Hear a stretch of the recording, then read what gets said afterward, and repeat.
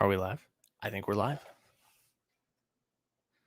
I'm sorry I don't have the famous "and we're live" like Chris does. No, I'm just like, are we live?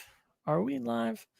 I hope y'all are still here. Sorry to keep you waiting. I had to watch the episode. So if y'all are still here, say what's up in the chat. We're gonna put that up. So we're gonna try to not have the Wi-Fi crap out.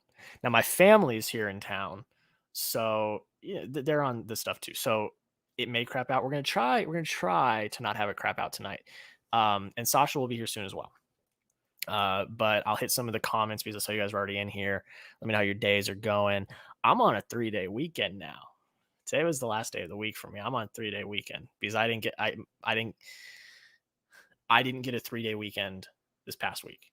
So I worked Friday and then I was back in the office on Monday. So I got my holiday tomorrow and then I'm off Friday, Saturday, and then I work again on Sunday. So it's lit. It's my weekend. Ladies and gentlemen, the weekend. All right. Movies and Trains 2, hype at 4:55, which is 6. Wow. 6:55. Dude, you're a real one. Hello, everyone. Happy Wednesday. Hello, Alex. Thank you for coming in. This is going to be lit. Let's go, Jaren. And you said, we're here. Damn right. It is Wednesday, my dudes. Hello, Ricardo. How are you doing? Hope you had a great day. Hope you're having a great week. Hope you all are having a great week. Jaren, there you are. Get in the chat. What did you think of the episode? I just watched it. How do we feel about it? How do we feel? Let me know. I'm a little lukewarm on it. I'm not gonna lie. I'm a little lukewarm on it. But we'll get into that. Loki talking Black Widow. Let's go. Yes, this is it. Black Widow is coming out this week. I'm so excited. I'm excited for you guys to see it because I've already seen it. But I'm excited for you guys to see it. And she is here.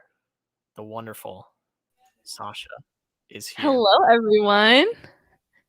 How's everyone doing? I'm a bit late. No, you're good. I was late as well. Everyone ignore the boxes behind me if you can see them. How are you doing? How's your day going? I know you had a day. How's your day going? Yeah, it's been great. I love the fact that the apartment complex I've been living in for all of COVID, all of my classes being online, now decides to update the Wi-Fi. And when they decide to do that, it means it's down all day. So I watched Loki on hotspot today and then had to go to a coffee shop to upload my video. So that was fun. But, we live, we move on, we deal with our problems. How's your day, Jack? It's Wednesday. It is Wednesday, my dudes, but you're headed into your weekend. It was my Friday, so it was good. It was a lot of stuff, but it was good. Good. Happy. That's exciting. The fam's in town. We're chilling. That's awesome. Out. They are all cooped up in my bedroom right now, watching something. Just hanging out. Just chilling on my tiny bed. So that's cool. But yeah, we're here. This is lit. It's gonna be a great weekend too. Oh, I'm looking forward to chilling. I'm super excited. I'm going to go see Black Widow tomorrow. I know you've already seen it, but the rest of us, I think, are pumped. You are? Are you and your whole family gonna go? Yep. We got our tickets. Exciting. IMAX. We're gonna go see it. It's gonna be lit. Ooh, actually, nice. I need to make sure because we were gonna go to one theater. Now we're going to another one. So I need to make sure tickets aren't sold out. Double check. That's smart. Yeah, I only checked today, and I'm like, I think I need to go buy it over coffee tomorrow morning. Make sure I have them. I need to. Everyone, just take a second. I need to give the man a minute. He's gotta get his tickets. How's everyone doing tonight? I'll hit. I want to know who was everyone's, other than obviously Sylvie and Loki, who is everyone's favorite Loki variant from the Void? Because I mean, I don't want to. I liked Kid Loki, but I also very much like Alligator Loki. Like, I just think that is the stupidest, funniest gag. It very much reminds me of like Perry the Platypus, and I love that. So I want to know what the people's We're buying choice tickets, is. ladies and gentlemen. A Right now. Unless in my AMC progress. app decides to. My AMC app does like this weird thing where like I'll get a ticket and then it'll be like, oh, order was canceled or something. So I'm like, okay, I'll go back in. But then they like gray out the seat like it's already been bought. And so I'm like, okay, well then I'll get another like on the other side. You know what I think it is? I think they save it like for like 5 minutes while the transaction is going through in case you like lose internet access or something. But like that sucks because then if you have to go back through, you can't get the seats that you wanted to buy the first time. Do I buy the Black Widow tin? Everyone tell me not to, but I'm totally going to anyways. I went through a phase where I got all of those every single time, and then I just had too many of the like way too big slushy cups of like the collectible ones, and I had to like end up either getting rid of them or like most of them I use now is like paint cups. Like when I like paint or do any sort of like watercolors.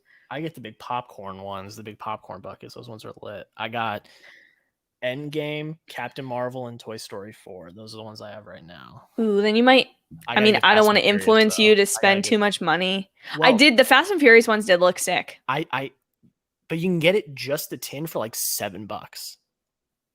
That's not really that bad, especially for like a collectible. No, because you buy a bowl at the store for that much money. And honestly, I feel like my family has like a popcorn bowl that we use, and it's like kind of way too big for one bag of popcorn and like looks good for two. But like then it's this whole big bowl that you gotta like wash out.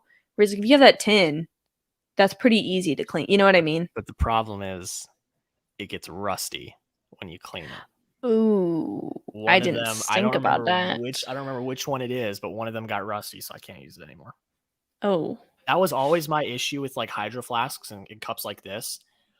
No matter what I did, they would always end up getting rusty on the inside. And I'm like, really? I can't use them anymore. This one, I just drink it all the time. Like I don't give the air the ability. I don't give the air the ability to rust the cup. So, that's probably a good strategy. I actually, who cares? Hey, you're prepped. You're ready to go. Why not risk it for the biscuit? You know what I mean? Yeah. All right, let's hit these. Just kidding, kids. Please don't get tetanus. Yeah, please just don't. This is not financial advice. Just don't listen to that. All right, here we go. We're just gonna hit some of these quick fire.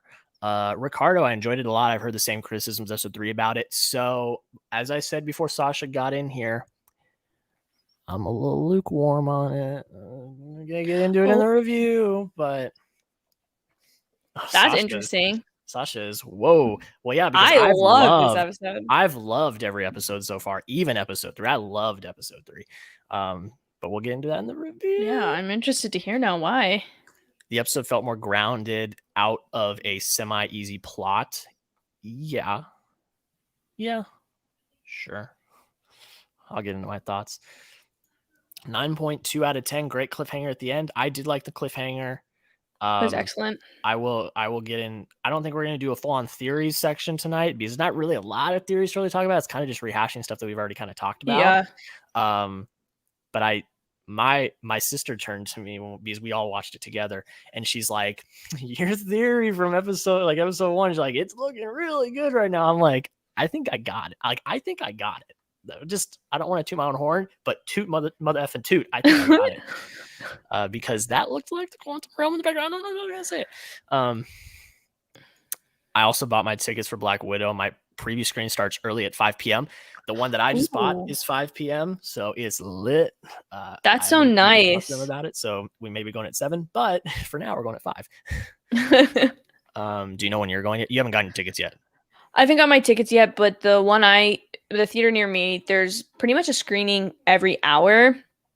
And there's not really they don't really have it in like IMAX that many. So like I almost am going to go to one of the later ones, like 8, 9, or 10 or something, just because I have the couple options. There was only 2 IMAX screenings at the theater that I just I just got my tickets from. Yeah, and the ones at my theater is at like 6:30, which I'm just like, listen, like I need to eat dinner before I go, and like, it's just I don't know. It's almost like I'm almost like I'd rather push it to like 10, which I'd love to know people's opinions because this has changed hugely in our lifetime, Jack. I feel like what am I trying to say? Midnight premieres used to be like truthfully like midnight. Like, and my parents would like never let me go because it was like, I mean, the whole Dark Knight thing happened, or Dark Knight Rises, unfortunately. I forget which one it was, where there was Rises, yeah. Yeah. And like, being like a kid, like my parents were like, we're not letting you go to that. But I remember even with like bigger movies, even if on Friday nights, you'd like when I went to go see Age of Ultron, which was 2015, I still waited in line for that, even though I was going to like a 9 or 10 p.m. showing. Like I was going to get out at midnight, but like there was still a line. And now it's like 5 p.m. That's the beautiful thing about like AMC and like all of these is you can just get your tickets online on your phone. Like AMC A-List, I pay $25 a month. It is the best thing I invest in. Not only do I get to do that, but then I get three free movies a week. No, that's the best deal all the time. I'm just sad the AMC in Athens rip. It's gone. I literally I was a week away from getting the A-List or Stubs or whatever, the thing where you go 3 times a week, because Christian and I were going literally like 3 or 4 times a week, and we were like, this is so worth it. Because they had just added it where you could like add someone to your account so you could like get tickets together. And then the pandemic happened. So like, thank goodness I didn't get it then, because if you cancel it then there's like 6 months before you can get it back. Like to make sure you're not just like canceling on and off each month. And like now the AMC's gone, which sucks, but that's definitely worth it. The especially for people in California. Yeah. But the great thing about I was about to say the great thing about the pandemic. No, not the great thing about the great thing about AMC's response to the pandemic was they let every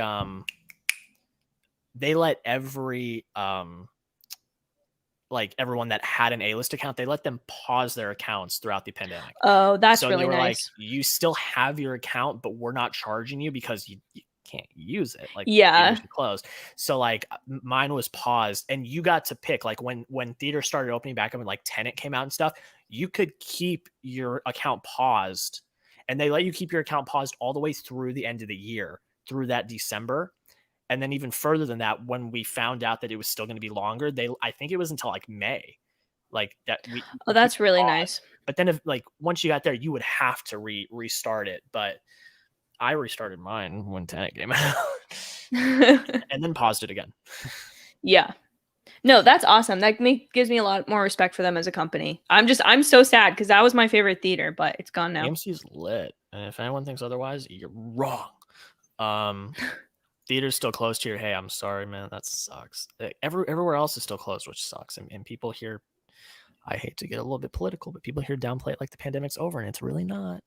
Gonna have to watch on Disney Plus. Well, hey, you know what? When I got to watch, I watched on my TV. Just turn the lights off. If you got like a nice TV, get it in like dynamic mode, which is what I did. It still looked great. I still had a great experience with it. I think MCU fans are gonna love it just for what it is. Legitimate. And not to try to, I'd like to find the silver lining in things, Ryan. So this isn't like me trying to like, oh, well, the theater's bad anyways. But like the last couple movie theaters that I've been to for like the past couple movies, people don't remember how to be in movie theaters, or there's kids who have now gone through like a year of not going to movie theaters who like their parents aren't like, you cannot kick the people in front of you, because like Fast 9, like it was 4D for me. Like I was gonna say I actually had a good experience with Fast 9, because it was like an Endgame where everyone was pretty much off their phones, and like we were all laughing at the same jokes, like getting hyped, because I think it was a lot of people's first time back to the theater. Like I've been back in the theater. Like I went to Tenet in the theater 4 times when it was out, and then I've been going to the theater since like January, or like whenever AMC first opened up. But like for a lot of like regular like common folk, aren't going to the movies that often. Like, that was their first one back, because it was the first big blockbuster, because not everyone's going to see A Quiet Place. It's just not happening. Yeah. So see, Quiet Place was pretty good because people kind of knew, I think, since it was a sequel to Quiet Place. And then it ended up being a little bit louder than the first one, so it kind of balanced out. But like, yeah, no, Fast 9, I was surprised. People were like, I was like, have you, I mean, I wanted to say, have you not been to a theater in a long time? But like, people really haven't. But like, I think people are just so used to being at home and like turning to their like family or friends or whoever they're watching with, and like being on their phone in a movie, where it's like now you're in the theater and you're like, dude, like turn that off. Like they played the commercial with the Geico gecko telling you to turn it off because they want you to turn it off. Like, please. It's not a suggestion. It is a turn that thing off. Yeah, it's my favorite. Sorry, I'm sorry to interrupt you. You're good. No. My favorite is, have you seen the video "Turn Off Your Flash, you effing moron"? Have you seen that video? No. So I played it at work, and it got a big laugh. So it's I don't know which Star Wars it is. I'm assuming it's The Force Awakens, but I'm not sure. So it's like the Lucasfilm comes up, and everyone's like cheering and cheering, and someone takes a picture with their flash on. And so the flash goes off, and everyone's like, oh. And then you hear out of the sidebar, like, turn off. Oh, wait, explicit language, everyone. You hear this guy with like this really raspy kind of voice. He's like, turn off the flash, you fucking moron. And right when he ends the sentence, it's the bib, like with the Star Wars. It's the actually, you know what? Guys, every week we have to find an excuse to use Screen share is back. Screen share is back, everyone. I need to find an excuse. This is the excuse. Hopefully I don't have the Raiders report with Mitchell Renz saying I got a copyright. All right. Which we actually talked about that today, and that was pretty funny. Okay. All right. Let me make sure I'm sharing share screen, share audio. Okay. All right. So this is from 2015. So I'm assuming this is The Force Awakens. All right. Sorry, Ryan, I'm gonna take you off. All right. Can y'all hear this? Okay.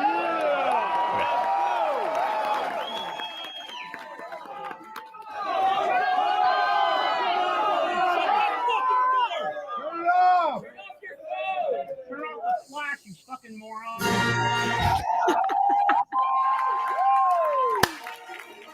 That's too good. Because he's like late. Turn off the flash, you fucking moron. That's hysterical. Every one of those people in that theater went home and were like, you will not believe what happened before the movie. Like, you will not believe what just happened. And then the movie was great, but right before. But like this guy right before. Oh my God, I would have died to be there. But that's so hysterical. Funny. Marvel Studio. Hello there. Hello, Marvel Studio. How are you doing today? Alligator for life. Crocky. Everyone's answering your question. I love that. Rich D. Grant, I think is his name. Oh yeah, he was excellent. Yeah. He was really good. Yes, he was probably my favorite part of the entire episode. Alex says, just kidding. Classic Loki played by Rich D. Grant. Marvel Studio said, what up, guys? Happy Loki Wednesday. Happy Loki Wednesday. 4th best episode so far out of 5. Are you saying the 4th is the best episode, or this is the 4th best episode? I think he's saying the 4th best episode. Oh. Trevor! Hope y'all are doing well. What's up, Trevor? This show. Well, watch it. Trevor, I cannot believe you just went to Avengers campus today and have been watching Loki. Yeah, Loki's just strutting around in his TVA gear, is what I've seen. Sorry, I just spilled water. It's okay, Trevor. It's okay. You have a hedgehog. You have a dog. You've got, responsibilities. Did you see the announcement that came out today? They're going to start bringing new characters in this fall, like the Eternals and like Shang-Chi and stuff are like coming this fall. Dude, I am so pumped for Shang-Chi only because of Simu Liu. He seems like the freaking coolest guy. He's a treasure. Like I feel like he's picking up like what the OG Avengers were like when it was first coming out, that they were like super into their characters and stuff. And now he's like I just remember him when he was like, yo, if there's a Darcy and Jimmy Woo spinoff, like put me in it. Like I'll be in it. Like I'll put money up. Well, and then the for Mobius. Yeah, the for Mobius tweet. Yeah. Like, and he did 2 of them, and I'm like, this man, I'm so glad. Like, that's what makes me psyched about the MCU. Isn't even like the movie, but like the fact that he's such a cool guy and he's a fan too. Like that he's like ready to be in it. Yeah, I mean, like I'm just psyched. Like Angelina Jolie looks great in the Eternals, but like, is she like excited, or is she like, I'm making bank? Where like you got. I feel like it's probably she's like, I've got kids, like I got to do stuff for my kids, and you know what I mean. That's the part that like, see, that's the thing is like, the MCU is getting so big now that like some of these actors are like, oh, I'm going to make a payday and my kids like it, so I'm going to do it. Where you've got people like him who are genuinely excited. Those are the ones I love. But I do get a little concerned. There's no doubt Angelina Jolie is going to be fantastic. She's going to give a great performance. Yeah. She is who she is. But those are the situations like I keep saying Moon Knight is one of my most anticipated projects, strictly because Ethan Hawke is in it as the villain. But Ethan Hawke usually is like kind of like the Scorsese, where he's like, I'm not really into the superhero stuff. Yeah. And so I'm like, I don't know. But I love Ethan Hawke. The Before trilogy is what I would regard as the best trilogy of all time. And he co-wrote it and he co-starred in it. I love him. I don't know, though. But him and Oscar Isaac, I think Oscar Isaac's going to have fun with it, though, which I'm looking forward to. Oh, for sure. He has definitely made himself to be like, I'm ready to be a franchise guy. Like he's like ready to like between Star Wars and this because now. He's like accepting of that. But I think what's cool is when actors can balance that kind of stuff. Like Adam Driver talked about it one time. I love Adam Driver. I don't know if I even talk about him that much on my channel, but I love him. I love him so much. He talked about like doing the Star Wars movies and being Kylo and then like kind of trying to balance that. But my favorite is when he's like with troops on his actors. I don't remember what his charity is named, but like it's something where they go and perform plays for troops abroad, which I think is the freaking coolest thing. Exactly. Yeah. And I think it's like the coolest thing that they're able to do that. And they get really high quality and caliber people to like go do it, which is awesome. Yeah. But like, he was with the other people and someone was like, one of the guys was like, yo, dude, it's gonna be better than prequels. And Adam Driver like looks at the camera and he's like, yeah, it's fucking awesome. The prequels fucking suck. Like he was like, this is gonna be awesome. That is my favorite clip of like him with all the troops just like shooting the shit about Star Wars and like what the new movies are gonna be like. Yeah. Have you seen The Dead Don't Die? No, I want to so bad because he's in that little car and because that's Bill Murray too, is in that, right? Yes, but I'm trying to find the clip of him in the red convertible. It's the funniest thing I've ever seen in my life. I love the meme. It's like, what's the planet where he has to go in the beginning to get the like, or the planet they go where Palpatine's on. Mustafar. Yeah, he's like, get in, loser. We're going to Mustafar. Mustafar. And he's like, he like. Because have you seen like the clip where he like just like straight up rips into the parking lot with the red? Yeah. That's what I was gonna try to find. That is so I watched it in December after certain sad things happened, that like made me laugh when I was in the middle of crying over Reagan. That made me, like that got me out of that, and I was like, that is fucking hilarious. He's fantastic. I love him. I also love his the Burger King coffee SNL skit that he did. He's like, yo, this is my wife. He's like playing this guy from New Jersey. He's like, yo, my wife deserves good coffee, not this Burger King coffee or like whatever. I love him. I love him so much. Yeah, I heard because Cannes is going on right now, which I'm super jealous of the people that got to go. He's like Dune and like all these other, but his film like Annette just came out. I heard some wild shit about that film. Really? I'm not allowed to even say what it is on this stream, or we are going to get just thrown into the gutter. But he does some stuff of the not safe for work scene. Oh my. I'm really excited for Gucci. It's not what you would expect. It's not what you're it's not what you would expect. It's something that I heard, and I had to look up the word to know what it was. And then when I read it, I'm like, oh no. Like, it's been getting varied response, so we'll see. But it was the opening night. I love him regardless. I put up with 6 seasons of the show Girls, which I don't know if anyone in here has watched because it's like old now, and like it's honestly it's not that good. It's the like Lena Dunham show, but I watched it solely for him, and he is the best character hands down in the show. Yeah, he literally plays a guy named Adam.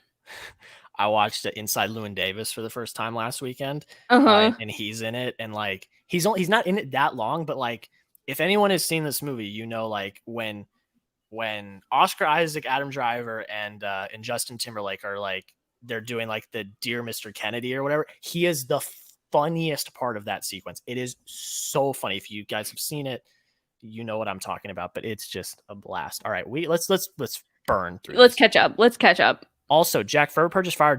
I don't make the rules. You're wrong. Sasha, you rock. Thank you, Black Trevor. Widow tomorrow bouts to be the bomb. Yes, it is. I think you'll enjoy it, Trevor. So I hope you enjoy it. And then he said, Jack, you the bomb. No, you the bomb. And the Forever Purge was the death of the franchise, which, by the way, I'm writing for another site now. So that's the big old 3. And Sasha, you want to like fill people in? Yeah, I haven't really talked about this much because I have been meaning to fill up the site with my own stuff. Like I have like some essays and stuff saved of older content, but I'm trying to line it up with YouTube stuff. I basically have been in an internship for 6 months writing like TV news. And I was like, you know what? I really want to write reviews because like Jack's inspired me. I'm doing it for YouTube now. And I like write up pretty lengthy stuff for my video reviews. And I was like, I ought to just make a freaking site and like post it. So I did. And I haven't really announced it because it's not like, it's still very much a work in progress. But if you guys go to Assembled Press, I can put it in the chat. Or can I put it in the chat? Yeah. I mean, if you have permission. Do you have permission? Yeah. I mean, it's my site. Like, oh, yeah. I thought you meant like, are you physically able to? No. Yeah. No. Well, yeah. I'm a hold on, writer on it. So yes. I'm literally typing the wrong thing. Oh wait, that's the private chat. How do I put it? It's not giving me the option to put in the comments. Okay, I'll do it. But it's called Assembled Press. So like you tell them, I will. Yeah, it's called Assembled Press, and obviously the name is partially like Avengers Assemble, and then I wanted it to be an opportunity for like several people within the film community or like people I trust from like my own life to like write reviews about stuff they're passionate about. And I don't like when review websites have like you're writing about this show or you're writing about this movie. Like I like when people have different opinions because like just here now, like Trevor loved Forever Purge. Jack hated it, wrote a very good review about why he hated it that you can read on the site. But it's literally but right yeah, here, top of the site, the death of a franchise. It's the front one, and there's my visceral review of Fast 9 on there. I felt personally attacked by that one. I apologize. And then if you've seen My Quiet Place and Friends review videos, you can read like basically the script for those videos there. And I've got a couple more coming out. So yeah, so that's what I've kind of been working on. And I have to give a major shout out to my boyfriend Christian. Being an electrical engineer has been the best thing for my YouTube channel and like my personal hobbies and stuff. And so yeah, I'm trying to build my team, assemble my Avengers and stuff. So it's very much a work in progress. So if you see stuff on the site that is standing out, but go read Jack's review. You can go read mine that are on there. I have a Teen Wolf one. This is a Jack Fanatic Films exclusive, stream exclusive. I have a Teen Wolf essay, for both the first 2 seasons, and video essays to accompany them that will be coming out soon. I've just been extremely busy with other things in my life. But you guys aren't ready for it, is all I'm saying. Does that make me Iron Man? I think it does, Jack. I think it does. I'm definitely Nick Fury. Or actually I'm more Coulson. I was gonna say you're like Captain America because you're like the leader. Maybe. Yeah, I guess maybe. So yeah, highly recommend you guys go check it out. I'm a little biased. It's my baby, but and I made a logo. So if you like, she needs to make social media. That's my next thing. Yeah. So I'm it's a work in progress. Listen, we're like, YouTube's been the growth thing, and I'm really bad. People in my real life, my friend Maddie calls me out for this all the time. I have a lot of like, oh, this would be a great idea. This would be a great idea. I should do this. This should be really fun. And then I like have 50 ideas and none of them are getting done. So like this year, my thing was like, I'm going to focus on freaking YouTube. But like, I bought the domain for a year. So like, that's this like second top thing.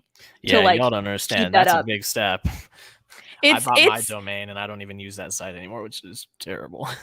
It's definitely like rough to like see like how much money goes into a website if you don't just want it to be like WordPress. And I'm still trying to learn like how to edit everything and customize stuff. So that's why I say extra emphasis on it's in progress. But yeah, I will probably do a more full video announcement or site tour or something like that in the future on my channel. But can This was an You exclusive. keep it on the DL, guys. It's like a This is secret. a need But, to like, know go read, basis. though. But, like, go read it, though, but, like, keep it on the Yeah. DL.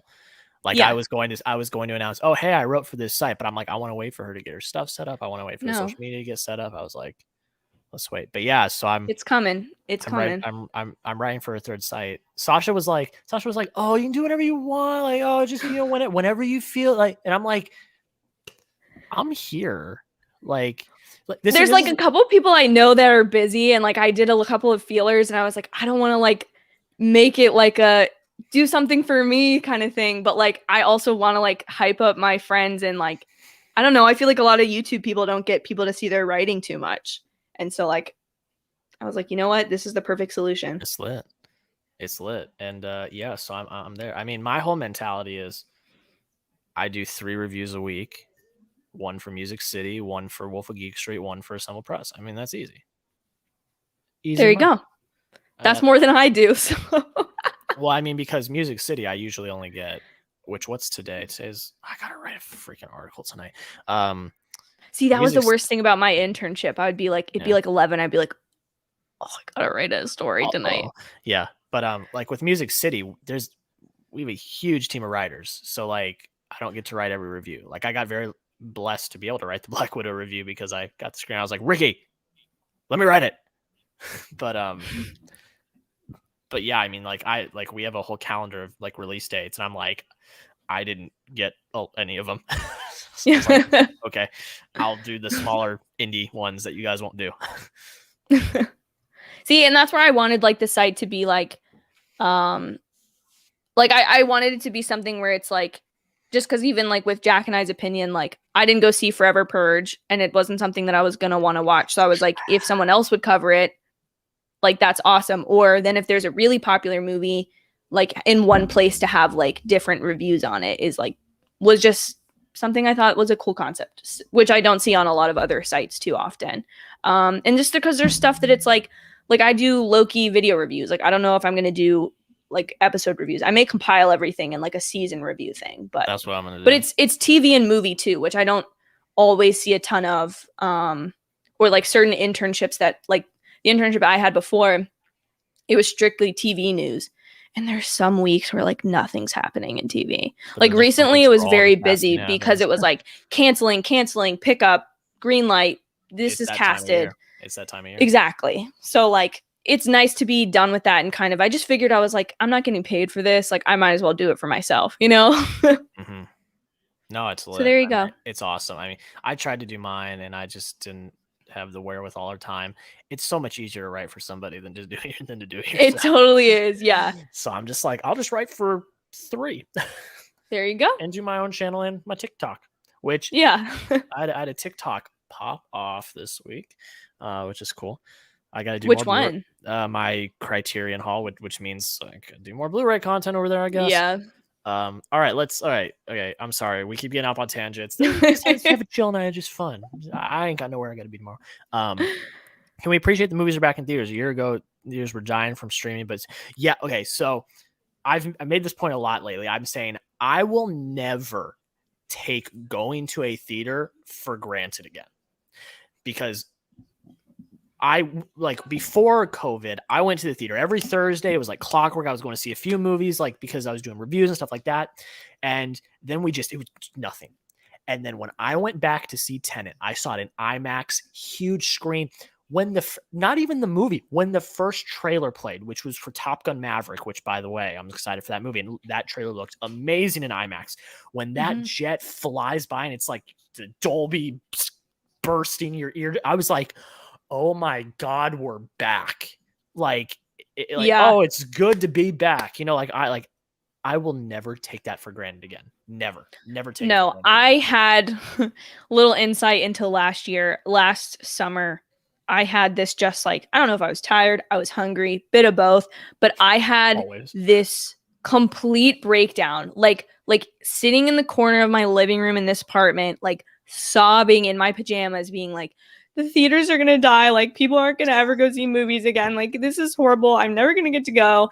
And like for it to see people like back in theaters in droves, excited to go see movies. Nice. It is amazing. It is I know. amazing. And I was so worried about streaming. I was. Because there is nothing like that experience at a theater. Like Yeah. Endgame. And like that's one of the most, I'm not just talking movie, I'm talking any experience I've had. Like that was one of the most fun experiences I've had was opening night Endgame with a bunch of my friends. We were sitting like middle of the theater. When Cap wields Mjolnir, I jumped out of my seat and was just like, oh my God, holy shit. Like, Yeah. I will never forget that experience. And like films like Dune, films like Tenet, like those are made. I know we joke like our Lord and Savior Nolan intended, but for Yeah. real, those experiences are made to be in a theater. They're not made to be looked at on your phone or even on a night. Like I got a nice like 70-inch TV over here, but like still, Yeah. it doesn't It's not the same. compare. It does not compare. You get a nice dark room. You know, even like I try to darken my apartment, but like sunlight comes through. When you're in a theater, pitch black.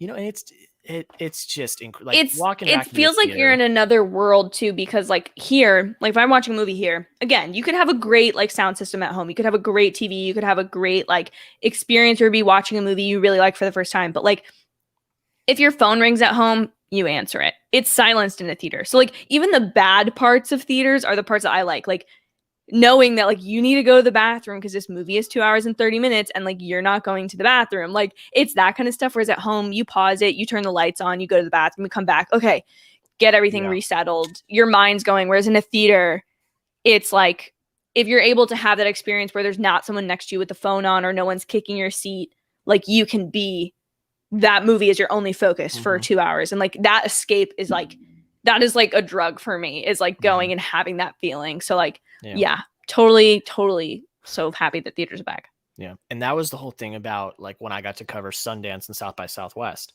It was great because one, I got to do it because it was all virtual.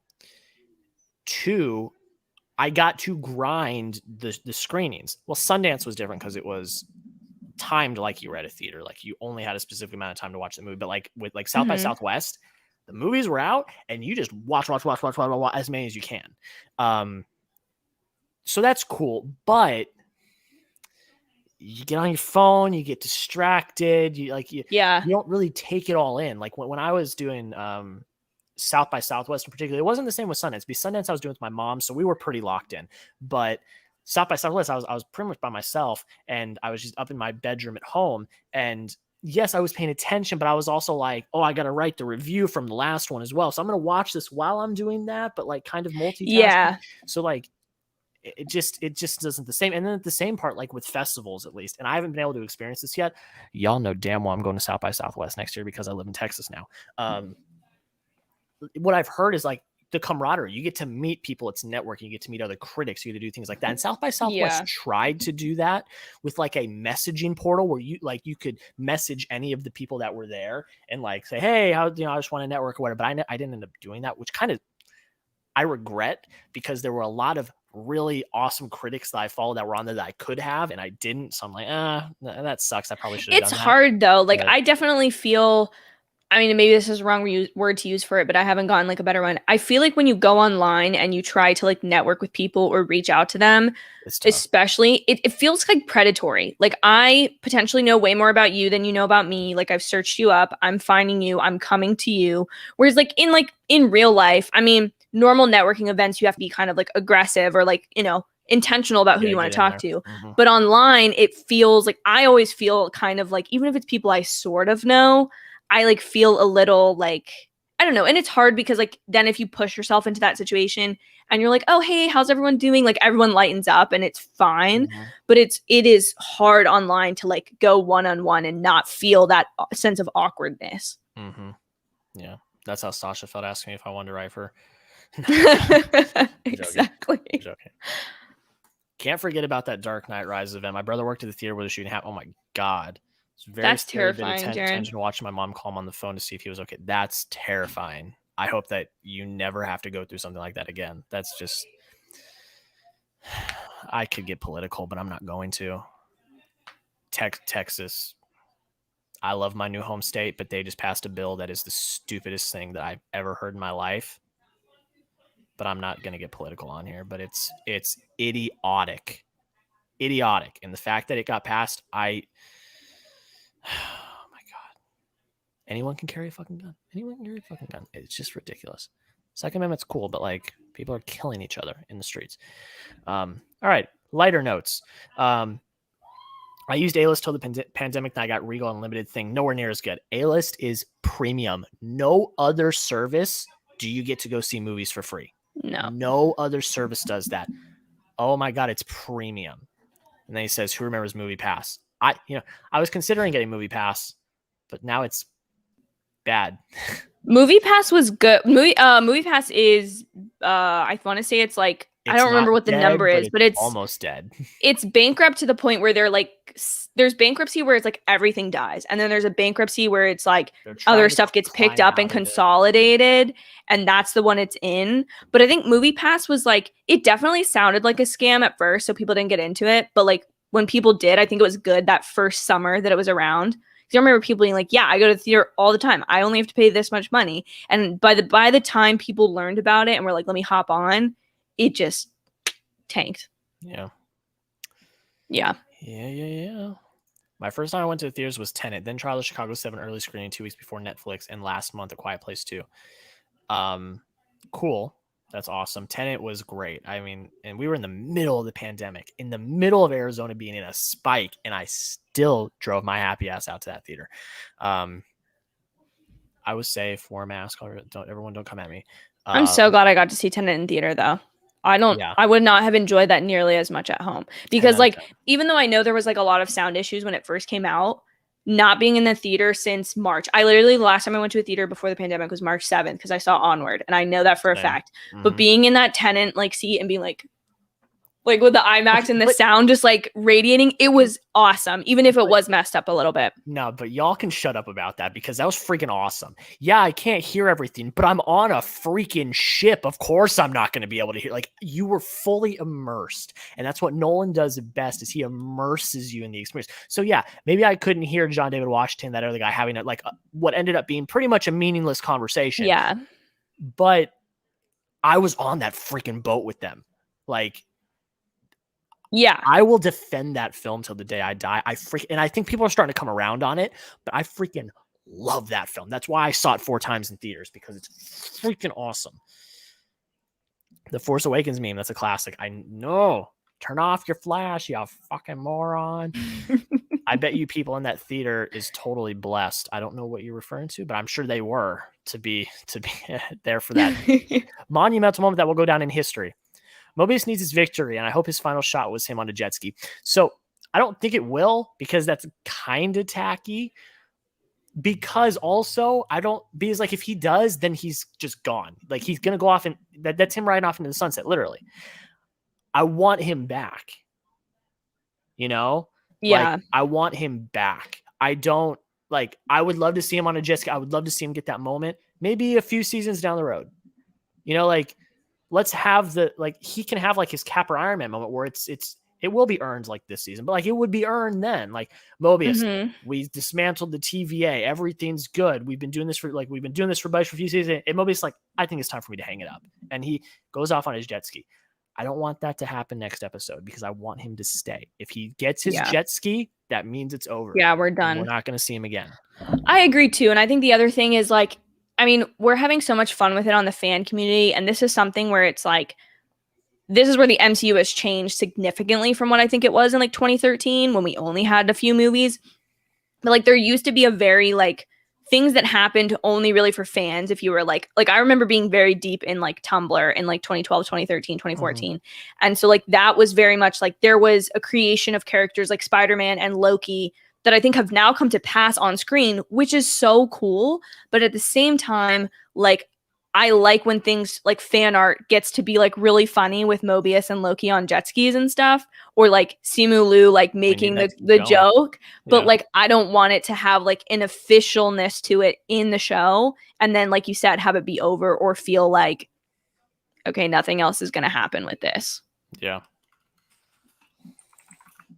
Sorry, I'm tweeting. Guys, if the stream goes down, it's just because the tweet was too fire. Yeah. It's not even. I'm just like, I forgot to tweet that we were live. So I'm just gonna be like, oh, by the There way, you go. we're live now. That's still a fire tweet. Yeah. That's still fire. Fire as F. I felt good about that thumbnail. So you're saying like 4th place out of the entire 5 episodes? Yeah. Kind of thought it would be a little better, more exciting for the second to last episode. Maybe got further into the plot than it did. Yes. Now, okay, we're gonna get into the review soon. My initial thoughts are I'm relatively lukewarm on the episode, but I will defend that though, where we did actually get a lot of plot. I think we are to the finale. Like the next episode will probably be around an hour long, and we are there. Like we're gonna find out probably within the first 10, 20 15 minutes who this, like we're gonna be there. Like we're there. Yeah, what's going on? So I don't think, and again, like we're gonna get a season 2. So not everything has to wrap up here. That's probably WandaVision. Is that it had to wrap everything up. And look, and then it did it in like 3 episodes. MCU ranking coming out on Friday. And you will see where I put WandaVision. And yes, I crap on it. It's actually not that bad where I put WandaVision. But get ready for that. Friday, MCU ranking. Y'all be on the lookout. I'm watching you. Turn that notification bell on. Yeah, for real. Gucci about to be a Ridley Scott masterpiece. I'm excited. Yes. I have followed more about this movie than y'all care to know. We've seen the entire movie still in shots from yes. We've seen the entire movie already. Literally, the thing is though, Lady Gaga's dogs were dog napped when the day she left to go film this movie, right? And so like her dog, like I have so much emotionally invested in this movie with it just being Lady Gaga, with it being Adam Driver, but then her suffering this personal like a really close member of her staff was like put in the hospital from this dog napping, and she had to have her dogs rescued. And I was like following this for like days. I was like, have they found Lady Gaga's dogs? So I am ready for this movie. Trust me. If anyone's ready for it, it's me. Yes. that got me. That was pretty good. What's even funnier is it was just like me being genuinely like, this is where it's like sometimes this is why I edit myself. It's because I'm like I do stuff like that sometimes too much. That's why I love that I keep my I don't edit my stuff, because like you just have those moments and it's like all right, that's how it is. Everyone knows who I am to a T because I just am myself in my videos. Yeah. You have a website? Heck yes. That's huge. It is. Thank you. I appreciate it, Jaren, you are actually someone I have been meaning to message about it. It's just I know how busy you are. So check your Instagram messages. I may have just shot something over to you. But remember, guys, not putting you on pressure in the stream, but yeah. But remember, guys, we're keeping this on the DL because, or just pretend like you're really excited, like you heard it for the first time. If I do something on my channel about it, I don't want to ruin it for Sasha and her thing. I kind of feel bad that I said something. No, don't.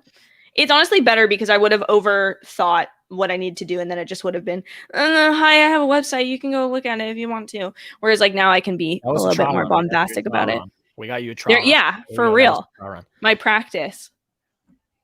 My older uncle used to work for United Artists. He got to see a lot of movies, and one of those movies he saw was The Good, the Bad, and the Ugly before it fully came out. That is such a freaking good movie. That's awesome. That's freaking awesome. Have you seen that movie? I haven't, no. So good. Well, that's okay. I didn't watch it until last year for the first time, but I was not a big Western guy until I saw The Good, the Bad, and the Ugly.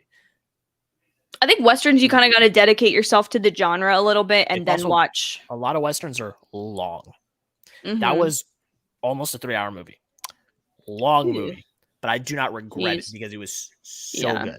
And now we're getting so many modern day Westerns that they're just so, like Hell or High Water. Name another one. I don't know. I mean, you could consider Nomadland like a Western nomadic. Yeah. I mean, to some extent, another one. Mandalorian is like the samurai mixed with Western. Is a samurai Western. That's exactly what it is. Yeah, that's awesome. Good job, guys. You rock. You rock, Alex. You rock, Alex. You really are the bomb, Alex. The Rainbow Cow. Hola, senor. Hola. Hola. ¿Cómo está? That's all I remember from my 2 years of Spanish. If I could make an Oscar prediction for next year, Top Gun Maverick may win sound editing and sound mixing. Yeah, so like if you guys don't know, I cover the award season a lot. Like that's my other thing I do is cover awards. We are so far away. We are so It's not even far really away. like consideration season because like I mean, I No, hate to that's be like this brutally that starts in October. honest, but like most of the movies that if it comes out before October, unless it's something that airs at like Cannes, it's not going to be really considered. Like, and that's where I'm Yeah, kind that's of only like, a unless summer it's the before. rare exception because Or it it's was like a so festival darling. yeah, Just like exactly that played because it's like like the year before. yeah, it's such a I didn't realize this until recent years, but it's such and I don't mean political in the sense of like one party or another, but like playing the game and like the schmoozing and How the much you pay, parties and what yeah, you and what shows you show up at. Like people were saying like and this when it came to pass, I was like, you know what, they're probably right. Bradley Cooper, I don't think was nominated for Best Director or he didn't win for Best No, he Director. wasn't nominated. That was a huge He wasn't snub. nominated, That right. was a And it was huge because snub. he was like they said he wasn't like kind of working the angle that much or like playing the party games that much. And so like he wasn't going to get nominated, which is just that's where I get a little bit I think my opinion of the Oscars has changed. I think 2 years ago, I would have said absolutely what the Oscars picks is like probably the most critically acclaimed movie of the year. And then I can have my favorite outside of that. Now my opinion's starting to change and I don't like to make predictions even because then like who am I to say? Like I never would have thought Black Panther, not that it's not a great movie, would have been the one to get Best Picture nom. And then now people are like, oh, Eternals will. And I'm like, I mean, yeah, it can, but also will it? It's Chloe Zhao. Chloe Zhao and Chloe Zhao we trust. And this year is the first year where they're re-implementing the rule. You gotta have 10 Best Picture nominees. You have to. Well, and if you've got to fill it up, then still the Eternals. But yeah. Okay. But there are so many good films coming that y'all haven't seen, like don't even know yet. Mass, I am if they want to not even pay me, bring me on. I will volunteer. I will volunteer to lead the 4-year consideration campaign for Mass. It is a masterpiece. It is one of the best films I've ever seen in my life. I saw it at Sundance. I cried. That's not saying much. I cry after a lot of movies now, but I cry. It is. Let me tell you something real quick. It is fucking incredible. And if Lucius Malfoy does not win an Oscar for his performance in that movie, well, I can't say that because he might not, and I still want to cover the Oscars, but but you would consider not covering them further. I would cover in protest. Absolutely. That movie, y'all need to watch that when it comes out. There you go. You got the For You consideration campaign right here. It's not going to move. It's going to be my number one favorite film of the year. I gave it a 98 out of 100. Dang. That film floored me. I mean, the synopsis of it alone is just makes me want to cry. I'm excited. I'm interested. I'm intrigued. I'm ready for it. It's not for the faint of heart. It's a very hard movie to watch. Very hard movie to watch. Because of but those make for sometimes the best movies. Yeah, just the subject matter is just so just awful. But Mass, and then apparently 9 Days, which comes out in August. Zach Pope saw it at Sundance last year. He said it was one of the best things he's ever seen. That's what he's told me, and that's what he tells everyone. That comes out in August. I'm very excited for that one too. So okay. Good to know. Yeah, Mass is incredible. I've been hesitant to put on my best list 2021. It doesn't have a distribution yet, but I guess it would count for us. Yeah. And I think it does though. Because I remember retweeting an article from Variety that it doesn't have like it's coming out yet, but I do think it got picked up by someone because I remember retweeting a Variety article about that. But also, sorry, another Sundance one. Guys, the trailer for Coda came out, and that movie is also fucking incredible. And it comes out in August on Apple TV Plus. That movie is awesome. It was the opening night movie at Sundance. My mom loved it. My dad loved it, and he's sometimes a little lukewarm with like my dad really enjoyed it as well. And Amelia Jones, the lead actress, kind of liked my tweet and then replied to my tweet. No big deal. No big deal. No. But it happened. I mean, it's worth it's saying it happened. I mean, it happened. No big deal, but I mean, it happened. I was going to try to pull it up, but that's from like a week ago, so I'm not going to do that. But it happened. Yeah, but Top Gun, I don't know. I haven't seen the movie, but I do love sound and sound mixing, which now it's just one category. So it's not the two anymore. They combined it into one, which I think is stupid because they're two different things. This is the last thing I'll say about the Oscars. I think the Oscars needs to realize that they are never going to recapture like mainstream middle American just, oh, the Oscars are on, like, let me turn it on. Like, they're never going to do that again. They need to lean hard into, we are going to celebrate filmmaking at its finest, and really like the Tonys as an award show knows its audience. They know that no one's just turning on the Tonys. They do it for the musical theater people, the people who are invested, who want to see, like, who know basically going in what's going to win, but want to have all the accomplishments. And I think it's kind of dumb that the Oscars has done away with categories for the sake of time, or having more comedic bits when they don't even have a host anymore. Take away the comedic Focus bits, on the filmmaking. Have it be 4 freaking hours if you want. I will watch it. Just the first Oscars that they did no host, but I think it was like 2019 or 2018. Like 2019, I think was the first Oscars I watched, and that was like the first one that they didn't do it. It was like under 3 hours. It was under 3 hours. They didn't do all the comedic bits. They were like, we're just going to have people come up and we're going to do the award. Like, that was it. That was it. And then I thought they were making the right choice this time. They did all the best original songs before the awards, which is the best decision. Do not change that, Academy. I swear to God, I'm not sitting through those during the actual award ceremony. But then they added all that cheap crap. Yeah. Like, I'm sorry. I don't need to see Glenn Close doing a rap song. I don't need to see it. I don't need to see her twerking. I don't need that. I don't need that. She hasn't won an Oscar. I don't need that. Why is she even there? I don't need that. Sorry, Glenn Close, but you haven't won. Why you need what? We don't need that. But I will say the Academy is getting a lot more diverse. Yeah. Like, I just saw the new group of people that have been invited. It's like, they didn't say it was like 50 or something percent like minorities or women and things. Like, I was like, thank you. You're bringing in younger people. You're bringing in, you know, it's just becoming more diverse, which is good, because that's what it needed. Because after this past year, you botched it. And it sucks because I love the Oscars, but you freaking botched it. Mm-hmm.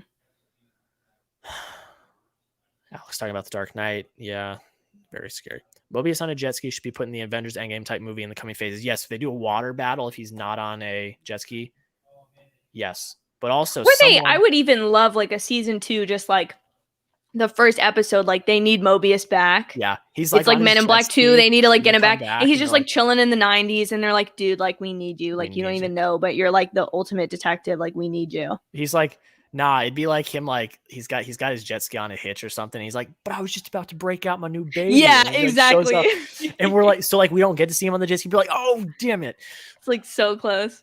Yeah. Can someone please, if there is an edit out there, which there should be already, but if we can get Mobius on a jet ski running to Thanos' army in the middle of that, can we get that, please? Can someone do, because I know there are people out there. Photoshop people, where you at? Where you at? Get Mobius on a jet ski and let's have him ride towards Thanos' army while they are in Endgame, when they're all running side by side, please. Now the topic of conversation is to determine that will Loki be better finale than WandaVision, Falcon Winter Soldier, since it was controversial for both. I don't know. We'll have to see. I don't want to call it yet, but I mean, I think it just depends at this point if you like the show. Like, you've got 3 options, 3 very different options to pick from. They're vastly different. And it's going to be the finale and the premiere episode. Well, premiere episode, not even so much, but the finale, because it ties in everything from that season, is just going to kind of be a matter of personal preference, I think. at a certain point. Like, there's certain stuff you can debate, sure, like action sequences or this or cliffhangers or whatever. But like, yeah, I'm interested to see. I'm excited. It's only a week away now. But I just really want to nail this home for people. 95% we get a season 2. So don't expect everything to be wrapped up. Yeah. Don't. Go in with the expectation that everything's not going to be wrapped up. Because more than I said, like 95% sure we're going to get a season 2. Yeah. So please, for the love of God, everyone, do not get your hopes up that everything's going to be wrapped up.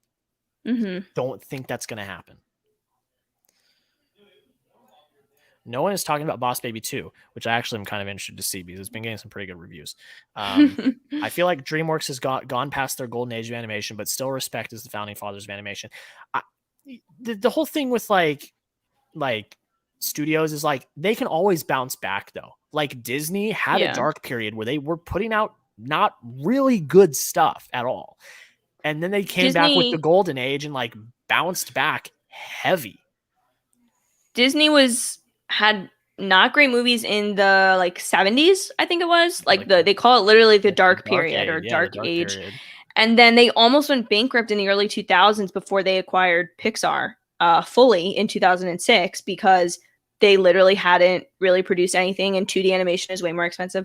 The only thing I will say, and just because this is just like, I'm not the biggest DreamWorks fan, but also I really love animation, they're not the founding fathers of animation. I don't know exactly what you mean by that, Alex, but like Walt Disney founded his company early and had the first full-length like 2D color thing, right? And then Pixar is the first for 3D animation feature length. So I don't know exactly what you mean by that. I don't mean that to be like condescending or anything. I don't know. I really love like the Prince of Egypt slaps, or like Shrek first best picture or best animation like winner at the Oscars, right? So like you can give it that, but like, yeah. But the other thing is like Boss Baby 2, like who does that appeal to, right? Like Shrek is a very raunchy movie if you go back and watch it actually. Like it appeals to a lot of people. It's out there, it's different, but like Boss Baby, like that communicates straight up in the title. And I like the Alec Baldwin character, and I've seen the first one, so I am curious to see the second one. But like I don't know that necessarily appeals to like maybe like preteens. Like, oh, I'm not gonna go see Boss Baby. You know what I mean? Where like you're missing the audience of like getting the whole family to go or something like that. I just feel like, but then again, Trolls 2 did like everything it ever did. So who's to say? Yeah. Who's to say? Who's to say? People are sleeping on The Blazing World. I haven't seen The Blazing World. Did you see that at Sundance, Jared? Let me know. I tried to see as much as I could at Sundance, but it was tough. And you had to pay for every single film individually, whereas like South by Southwest, you got to pass and you got to see everything. And don't forget that poor decision of Best Act. Well, yeah, I mentioned that. I said they screwed up this year. That, yeah, it took away from Nomadland. That's, being the best picture. I'm pretty sure I heard they already greenlit a season 2 before season 1 premiered. Yeah, I heard that. I don't know if they, I mean, it's also one of those things where they could have like lit it within the studio, but like until they make that announcement, like no one knows. But it was a lot of the interviews they did with producers, Michael Waldron, the creator, Kevin Feige, was all like, we'd really love to do like a season 2, or like any way we can do a season 2, which I feel like with a company like Marvel, you don't really say those things until like they've kind of already come to pass. Like I remember how Scarlett Johansson was when doing the Endgame press, and everyone's like, oh, there's gonna be a Black Widow movie, there's gonna be Black, and she was like, oh, I would love that, but like, I'm just really interested in this movie. And then of course like it comes to pass. So like I don't know that it in all the trades that I read pretty much on a daily basis, nothing has confirmed, yes, Loki season 2 is coming, but like that could be end credits season or they also finale. Don't want to like, that takes away from like the magic of a finale, because like that takes away the stakes. That takes the stakes away. There's no stakes then. They may be in a life or death situation next week, and it's like, well, season 2 is coming. Right, exactly. They don't want to announce that. Plus, I mean, right now they've got so much. They're starting press for Shang-Chi. What If is just around the corner. Black Widow literally comes out tomorrow, and Loki is a week away from finishing.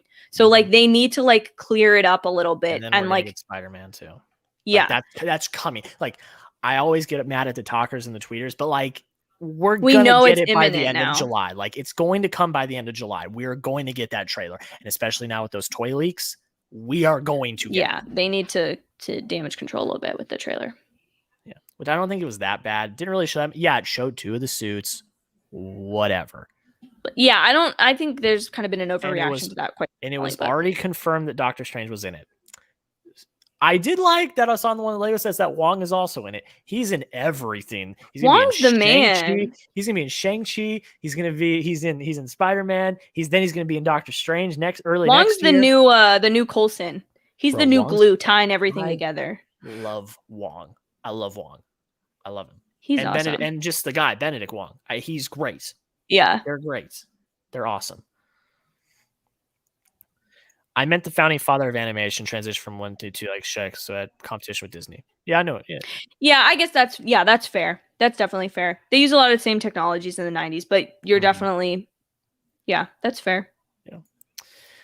When they released Spider-Man No Way Home trailer, the internet will explode. Well, I have some sources and I've heard some things, and if the things that I've heard happen, which I'm not really thrilled about personally, if those things happen, yes, I think the internet will explode. But again, my sources, who are my sources? I don't even know. I could just be hearing random stuff from a random grapevine and it not be anything. It's all falsified. But if what I think is going to happen happens, and I'm not really the biggest fan of that, but do we think Loki, Sylvie, and company make it into the main MCU timeline of future films? If so, how? Tom Hiddleston claimed he would not appear in Thor 4. I do not think they will, and I hope they don't. Yeah, agree 100%. Yeah. And we kind of talked about that in one of the earlier episodes of this live stream. That takes away the stakes of Infinity War.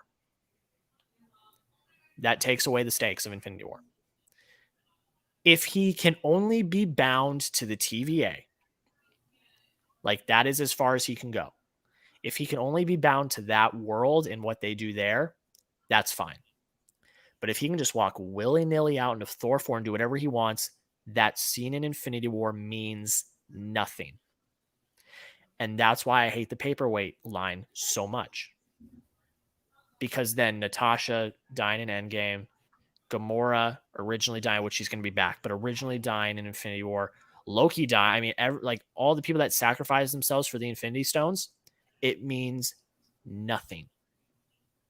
And really, the entirety of the MCU means nothing then, because they're fighting for the Infinity Stones. If they don't mean anything, I'm not getting this rant. I did in episode 1. But no, I do not think they will, and I hope they don't. If they do, that's a mistake, because that takes away the meaningfulness of some of these scenes, that takes away the stakes, because Loki's always had the thing where it's like, he died. No, he didn't really die. He comes back.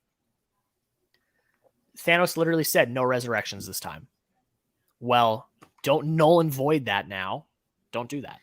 Well, I also think this is the one show on the docket thus far, doesn't have a movie attached, and isn't like a show like Hawkeye. We know that Kate Bishop will probably most likely almost 100% be in a Young Avengers movie at some point, right? So like, even though there might be a season or 2 of that show before that happens, or at least a season before a movie, we've got that. Or we've got that with Kamala Khan in Miss Marvel. But like Loki is the only show that it makes sense to be like, no, let's do like 4 seasons of this show and like keep him there. Plus, as I always keep saying, and I hate to sound like a broken record because I know we always have the same people in here, but like there's no way to unexplain his death in the movies for someone who hasn't watched the show. In this show, I think is the most like convoluted convoluted fan show that like it does not make sense if you just say, oh yeah, he's back now, and there was this whole thing like you got to go watch the TV show now, because like people just aren't going to do that, and then that makes the entirety of the MCU film slate weaker, in my opinion. So like I agree with Jack 100%. I hope, and I think it is the right decision to keep him only in the show. 10 out of 10. So no, I hope they don't. I mean, maybe Mobius. I think we're not really doing theory time, so I'm gonna say this now. I think he ends up running whatever is the TVA. I think at this point it seems like he's kind of like he wants to go burn it to the ground, but maybe he's like, let's not burn it to the ground. Let's do something good. I still love the multiverse cop type thing that I was talking about. I definitely want it to become like a Doctor Who type show where they just like kind of hop around and like do different stuff and like I don't know, like I think I would like more of a season 2 where like instead of just the TVA is burnt down now, what do we do now? New big bad season 2. Like I would rather it be like let's fix this thing and like have more build up to like there's more mystery at the end of the first mystery. Like I'm cool with that in this show. Everything else, like you said, because there was a movie, if it's not wrapped up, it feels like okay, I just was dragged along. But like here, I want to have more questions than answers. I think at the end. I love Doctor Strange and Wong, my favorite superheroes. They're dope. I mean, nothing's ever going to beat Iron Man for me, but they're great. Reagan's here. Yo, I'm here. How's it going? What is up, Reagan? What? Woo. Welcome to the stream. Welcome to the stream. Bow, bow, bow. Yeah, we were talking about my stream at work today, and we were like, it's so funny. Like at work, I mean, you may have saw. So I don't know if we did this on the one Cowboys you watch, but we have like these rumor meters where like we talk about rumors, and like for Tom with the Cowboys, it's like, oh, I'll give this 1 star, I'll give this 2 stars for like whatever the rumors are. So they were like, so one day we were talking about like movie reviews, like because I'm the movie guy at work now, so they asked me like, oh, did you see this movie? What do you think about this movie? And so one day they're like, yeah, how many jackheads do you give this? Because like we have like one of them is like someone's head. So they're like how many jackheads do you give this? And so I used jackheads on something, I don't know, a few like a week or so ago. And so we're talking about today. I was like, oh yeah, I actually used jackheads on a stream some time ago. And they were like, oh yeah, we need to make you a rumor meter, and then every time you do it, Mitch from the Raiders Report, he was like the way that he says my name, he's like Jack Lottery or like something like that. You need to get that, put it on a sound board, and every time you every time you put up a rumor head, you're like Lotter, like Jackheads, just like something like. It's so I love talking to the guys that work about this stuff. It's so funny. But yeah, Reagan, everything's going good. I give it 4 jackheads. Everything is going great. Almost done with second act of the play. Sasha's so pumped for opening night. You talk about this. I gotta go pee. Okay, I'm so psyched, Reagan. That is awesome. For those who don't know, Reagan School is putting on High School Musical. And since I do the High School Musical, the series reviews on my channel, Reagan has been updating us on his progress with the school's play of High School Musical. And I think that is so wicked sick that like you guys are doing High School Musical, because like that would have been my dream in high school. Like that would have gotten me to join like the theater club or the drama club. Would be like, yeah, I'm going in for High School Musical. Like I would do it. I would have to be like one of the people that like spills the trays of food in like the stick to the status quo sequence, because like cannot sing, cannot dance. So I would just have to be like walking around like being an extra. But that is so cool. So cool that you guys are so close. Because I also think it's super cool with plays, since I'm not as familiar with how plays work in comparison to movies. Like I know in movies you're very often like shoot things out of order, or when it comes to episodes you'll film episodes out of order regardless as to whether or not they happen first or whatever. But it is so cool in plays that you like practice it as you're going to do it and then place in. You're Jason and the karaoke guy. That's so cool. That is awesome. That's so fun. And with the mosquitoes question, excuse me, I haven't been outside too much at night, and so I've gotten, I think, a little bit lucky. But I went on a walk like probably like a month ago now, and I got such bad blisters from like being outside, just walking in the wrong shoes. So those have been driving me crazy. And I don't know if they're mosquito bites, but I keep getting these like random bug bites just like out of the blue. And he's back. He's back. Just like that, he's back. And we're back. Yeah, have you guys got any? Oh yeah, I get me mosquitoes all the time. I played baseball for years, and yeah, I know. I heard you guys talking about that. I'm Jason and the karaoke guy. That's awesome. That's cool. I'm sure you guys have already spoken on that. We have. Yo, sorry I'm late. Just working late. Dude, I work Welcome, full-time movies job. and train. I get that. I work a full-time job too. You're good.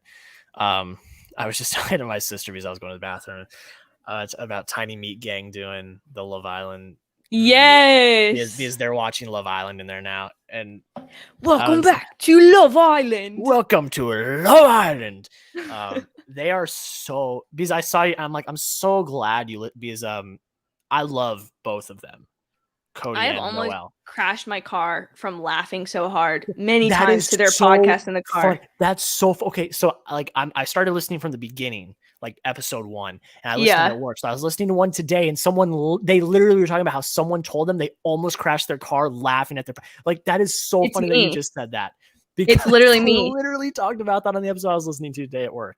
I went through a construction zone one time, and I just like literally was laughing so hard that I was like over the steering wheel, and I had to just be like, focus, you're driving. But like it is so funny. And I love them because they are so good at branding. And I love the fact that they're just like, yo, rapping sounds cool. Screw it. We're going to do it. Oh, podcast sounds cool. Screw it. We're going to do it. They just do whatever they want. And like, they've just transformed. I don't know. They're just such their own thing. And I think it's so cool. But I love that they have like a duo to them. It's so good. I love telling people like, go watch their podcast. Yeah. And then they go off and do their own stuff. Like Noelle did his short film equally Suki as excellent that I went yeah and watched, which was really good and stuff like that. And now I guess they're awesome. Go-karts, which is Noelle's into like Formula 1 racing now, and then like Cody is like the surfer bro, and he does all the like Jubilee or like whatever reaction videos. And I don't know. Yeah. I love them. I love both of them. It's so funny. I know I don't want to sound like one of those guys, but I want them to bring That's Cringe back so bad. It's so funny. It's so good. I feel like the only reason they don't bring it back is because like they're so good and they're like immortalized now. So it's like you can't outdo it. Yeah. But it would be overplayed. Like you can't just, you gotta hit it when it's hot and then let it live in infamy forever. Disney Channel on the early in the late 2000s, so nostalgic and satisfying. Oh yeah, for me, I mean that was I was born in 98. Like that's my childhood. That and for sure SpongeBob and Drake and Josh. Chat Sports, more like Chad Sports. I don't know what you're talking about, but if you're throwing shade, leave. Don't actually leave, but like if you're throwing shade, don't. This is a shade free zone. Go subscribe to Chat Sports if you have not already. I literally told my bosses today that on my live stream I was getting people to subscribe, and they were like, "Good job, keep it up." Let's like, guys, you're literally in a way, you're literally paying Jack's paycheck. Literally, if you go subscribe to them. So literally, like for real. So like, help the man's out. Help a man's out. You know, we have so much coming up. So much. The NBA finals are going on. We've got the NBA draft, free agency. Then we have NFL training camp coming up, and then the NFL season starts. It's absolutely pandemonium. The weekend that I'm going to Disneyland is like the one weekend that we don't have something from now until the Super Bowl. Yeah. So like, yes. No shade, bro. Just a Chad pun. Yes, I know what a Chad. Reagan, I do know what his Chad is. Thank you. Started watching Sing Street. It's amazing. I've not seen that yet. I'm trying to find the. I haven't heard of that. You haven't heard of Sing Street? Mm-mm. Okay, Sasha. My uneducated. A little bit. It's okay. A little bit. All right. We're caught up. I don't want to keep us here forever, so we're gonna. Yeah. Let's get this review on. It's on Pluto TV. I'll check it out. Suns in 4. Suns in 4, baby. That's my hometown team right there. It's Suns in the Bucks, right? Yes. Suns in 4, baby. I'm just glad the Hawks are out of it. I'm trying to convert everyone in this freaking Georgia state to realize that our sports teams are awful. But like, why, Sasha? That's so negative. Why can't we just like have every year? Every year you got the same record as everybody else. Every year, literally, the Red Sox were a garbage can last year. Right now, going into the All-Star break next week, they got the best record in baseball. They got 5 All-Stars. But see, like I would rather have a team like my beloved Cowboys who can have like a really killer season in like 2017, and then Dak breaks his ankle and Zeke is like suspended and we can't do anything. Like I just like that commitment. Whereas I feel like Atlanta, you like hop on the bandwagon. Like I see people who would never support the Hawks or the Falcons when they're doing well come like semifinals and like playoff season or playoff time, them like support them more. And that's what I hate is I'm like, I don't like there's my people and I love them. They love Atlanta Falcons. They love the Braves. But I just see too much of it when they're doing better. And I'm just like, y'all are all bandwagons. Stop. Like you would never talk about this otherwise.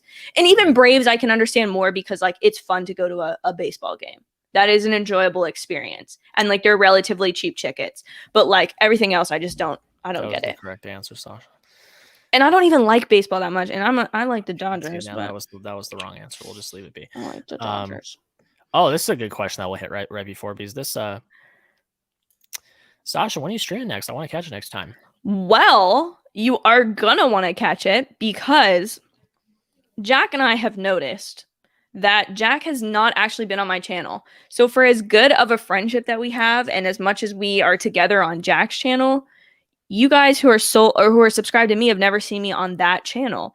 And so we have a little something up our sleeves. I believe Saturday, we're still working on a time, but Saturday we're going to try to do a Black Widow chat review stream, something like that. If we can work out the timing. Oh, going crazy. It's such a surprise, but Jack's finally going to be on the channel and I'm really excited because like I'm hoping that there's people on my channel who have like never noticed Jack before and like we can get his sub numbers up.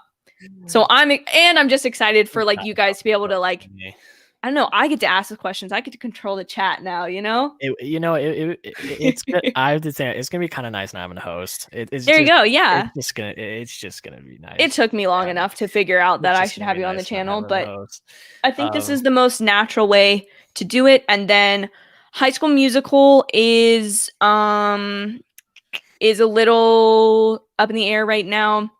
I've got a lot going on in my personal life right now. Nothing bad, just busy. So I will hopefully do it Sunday.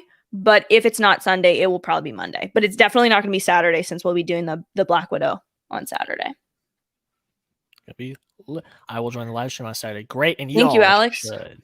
Be there. Be there or be square. Be there or be square, mother effer. In the nicest way possible. Yes, exactly. Be there because I'm popping my debut. Popping my Sasha collab on her channel. I'm not going to go any further with that sentence. Oh my god. So on that note. All right. Review time, everybody. It's review time. All right. So Jack, I'm going to let you go first because I didn't actually get to hear what you said initially. And I put out another video, so the people's already kind of know what I thought. But you tell us your thoughts first. Well, the first thing I want to say before I get into my thoughts is I hate all of you. Not you, Sasha. You're cool. But I hate all of you. So as you all know, I work a full-time job. So I cannot stay up until 1 a.m. to watch the episode. So when I wake up at 7:30, like 5 hours after the episode's been up, and I'm like, oh, I'll just go on Twitter. Oh, nothing's going to harm me. Twitter's a great place. And I just, spoiler thumbnail. Oh, you're posting stills from the episode without a spoiler warning. Why am I getting spoiled 5 hours after the episode when I didn't have the opportunity to watch it? I'm not going to have the opportunity to watch until the end of the day. Why are we doing that? I never post spoilers. Never. Like never. Yeah. Like even like our thumbnail today for this live stream is from the post-credit scene last week. Yeah. Like I don't do that. Why do people do? And I get it. It's for the clickbait. And y'all know how I feel about clickbait. Y'all know how I feel about those people. But it's like I wake up and I'm like, well, Richard E. Grant's doing cool shit. Yeah. Oh, Thanos copter's there. Cool. Something I didn't get to experience on my own. Cool. So yeah, y'all suck. Not you, Sasha. You're cool. But y'all suck. Thank you. And yeah, I guess I'm not allowed to go on Twitter at all on Fridays, which is my favorite site. Which is my favorite site, by the way. Yeah, you're on Twitter a lot. So that is unfortunate. For me, I think that is the one thing because I've gotten in a bad habit of like too many times just like being on Instagram and Twitter like first thing when I wake up, which I'm like, I just don't need that because sometimes you'll fall in like the bad Twitter thread early in the morning, and that's just And you're not how like, you should I start gotta your go day. to, and then you're like, oh, it's like time to go to work, and I haven't even showered yet. Yeah, exactly. You'll just be like dedicated to that. And so like the one thing that's been good about these episodes or like knowing their spoiler stuff MCU wise, which is like my favorite franchise ever, I just stay off of it. And it's gotten me to cut down my time a little bit until I at least see the episode. And then afterwards, like I definitely am not the best about retweeting stuff, but like spoiler stuff, but I usually don't necessarily go on like first thing in the morning. So like I don't know. I definitely think it's super unfortunate because really just is people trying to get the numbers up early in the morning. It's exactly what it is. And I didn't do that with Falcon and Winter Soldier. I didn't do that with. Well, okay, I lie. I may have done that with the finale of Falcon and Winter Soldier, but I'd seen that everyone else had already done it, and I was like, okay, I'm gonna post a suit, deal with it. But I didn't do that with any of the other ones. It's just an unfortunate reality of this world that people want to get the clicks, and that's what they're in for. And I want to do this full time someday, and I guess I'm never going to because I don't do that because I like to not spoil it for people. And then those people are the people that end up getting to do it full. Yeah, it's a whole thing. And I'm just, it just Yeah. rubs me the wrong way. It's like that whole thing about like the good guy never win. It's like that whole thing. It's like, Yeah. let the good guy win here. Don't spoil it. All right, but actual episode. I'm a little lukewarm. I'm not gonna lie.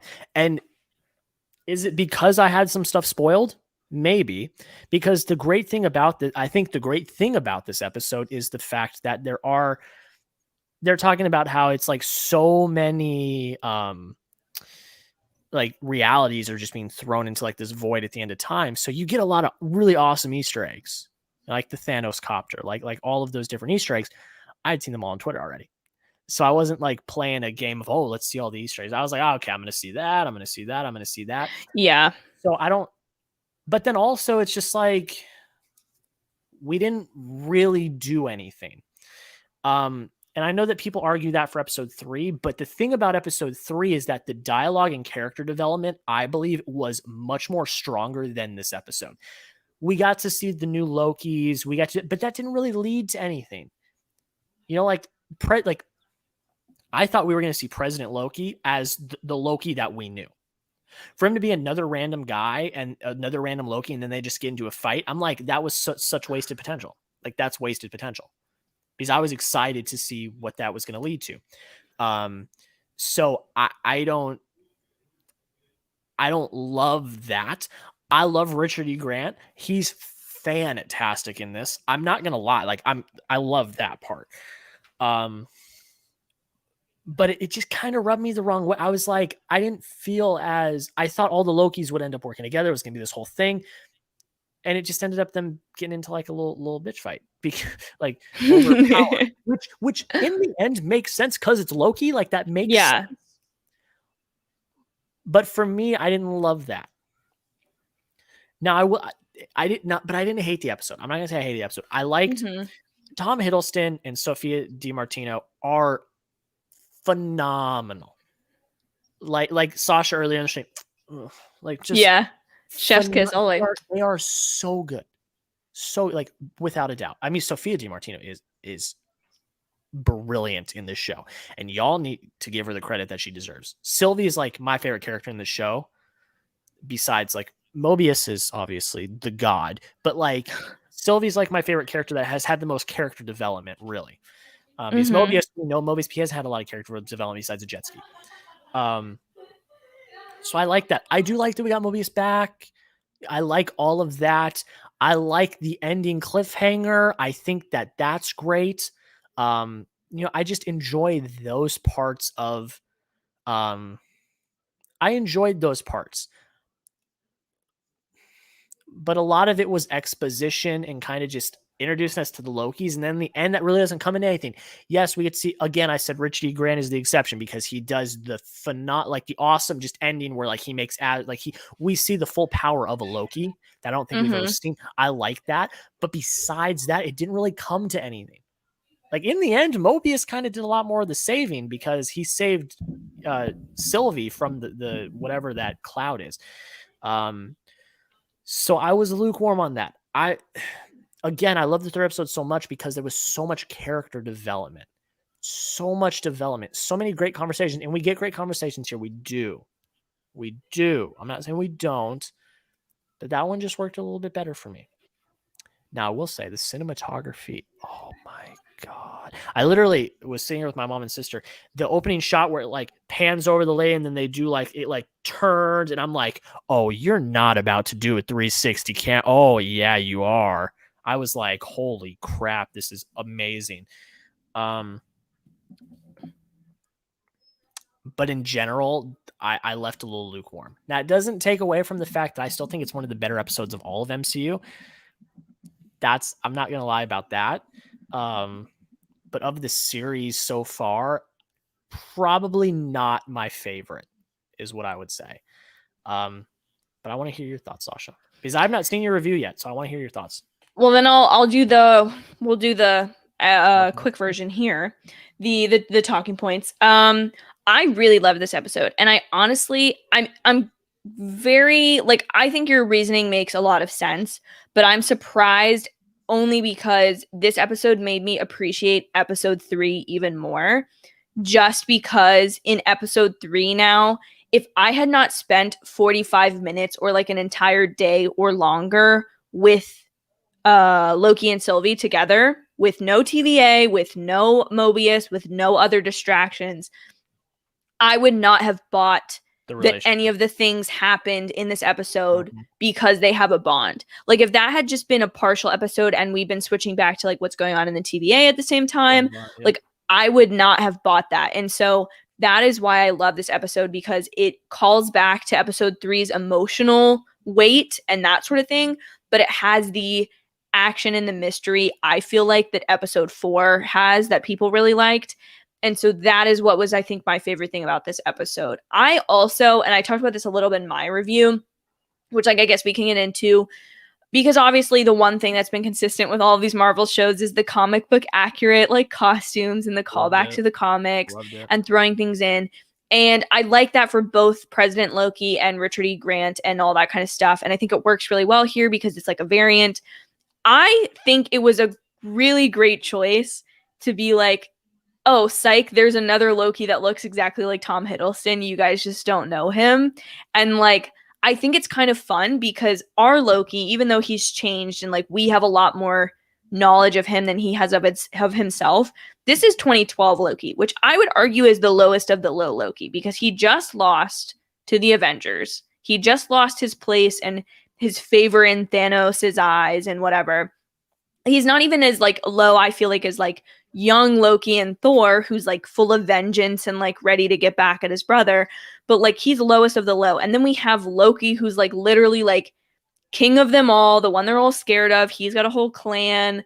Like, I thought that was just such a fun little like juxtaposition of the two of them.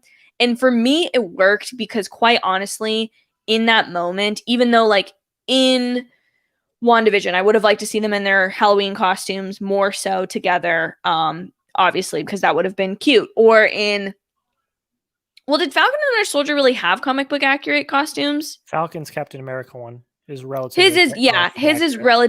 His Falcon costume they'll never do from the freaking from the comics, but yeah, so like I appreciate those, but for me in this time, it made the most sense of like, would I really have wanted 10 extra minutes in this episode either taken away from the rest of the plot and devoted to, spending more time with the Lokis in stuff that never would have gone anywhere, or had an entire other plot line of our Loki becoming the president? No. I just kind of came to that decision pretty like quickly within watching the episodes, that I think it was enough for me to like get the appreciation, get the Easter egg, like get the like, references, but like not really have to spend too much time with them. And then having it all devolve into chaos is like the most Loki thing possible.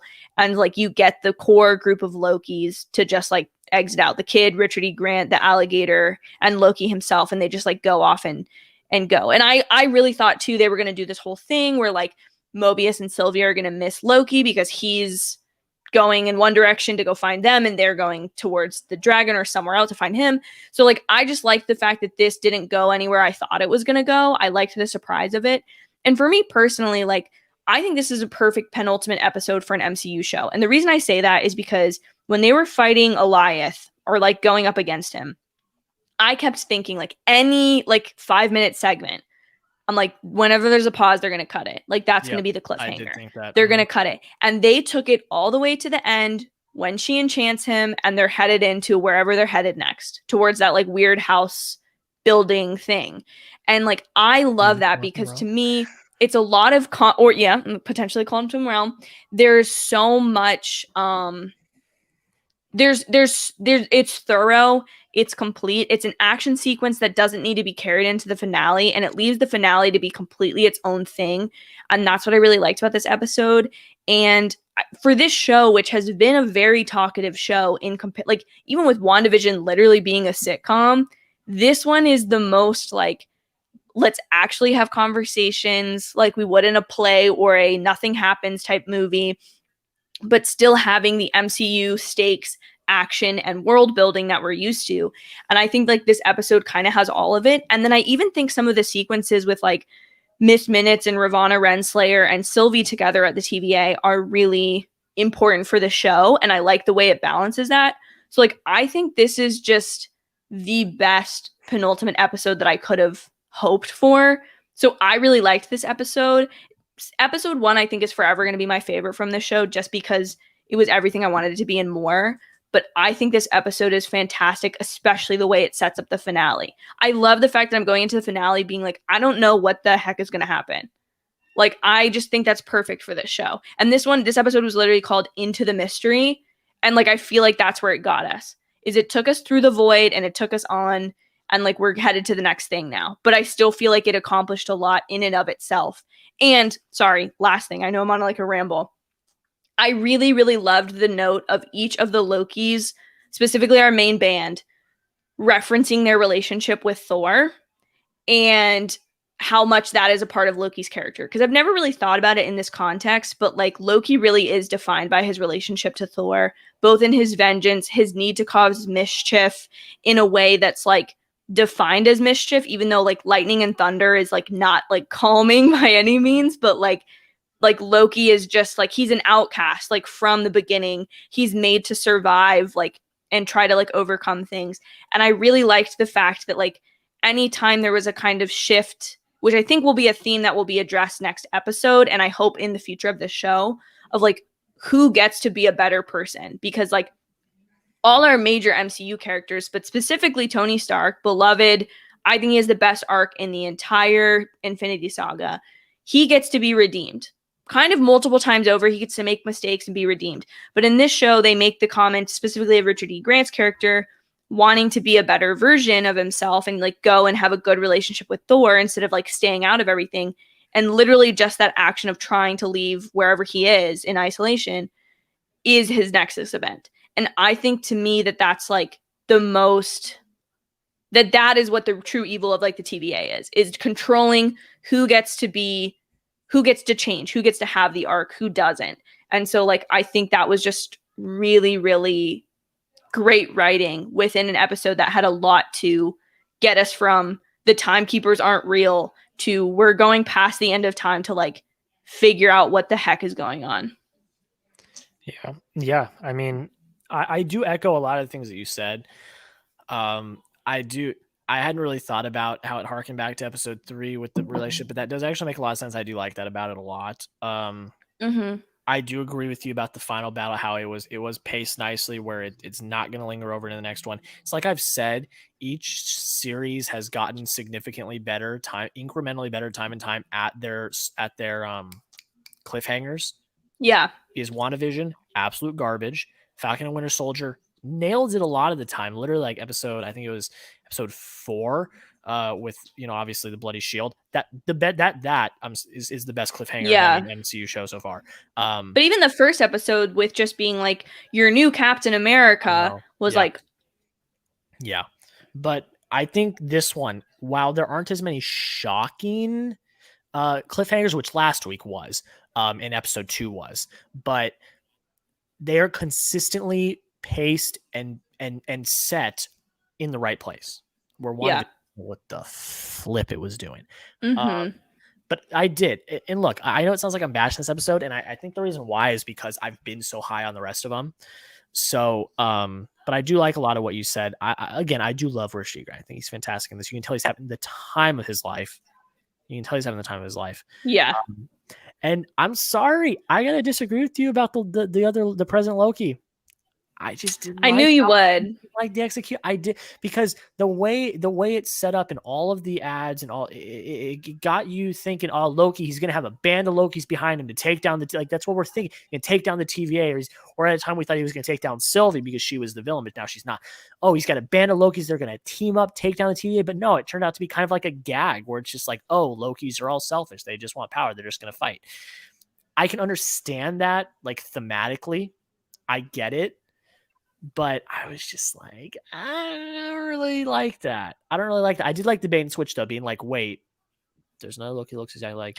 Well, I also think the one thing that I really liked in this scene, which I only now realize, like talking about Richard E. Grant, the classic Loki, like raising up the Asgard at the end. I liked the fact that there's the double take of our Loki looking back and seeing him projecting each one of them, like a version of each one of them, including the alligator, I think. And like the fact that that's like a reference to maybe how untapped his powers are, is so cool. And like, I think kind of the through line of like Loki only able to be doing like really magic, always a magician, and then Lady Loki or Sylvie being the enchantress and like being able to do all these things. And like then the end being like, when they're at their stakes, like Loki's used their magic to survive. I really like that. Listen, I think at the end of the day, the President Loki thing is like, do I love that it was hyped up in the trailers? No. But have I looked forward to it all season? And like, I think that's the worst part for people, is that it's like, it feels like they know, oh, this is only a segment, but like we're going to throw it in the trailer. But like, that's what trailers are. Like, I've heard a lot of discourse about people complaining about trailers recently. And I want to be like, you know what? At the end of the day, they're trying to get butts in seats. They're trying to get your dollar in their bank account.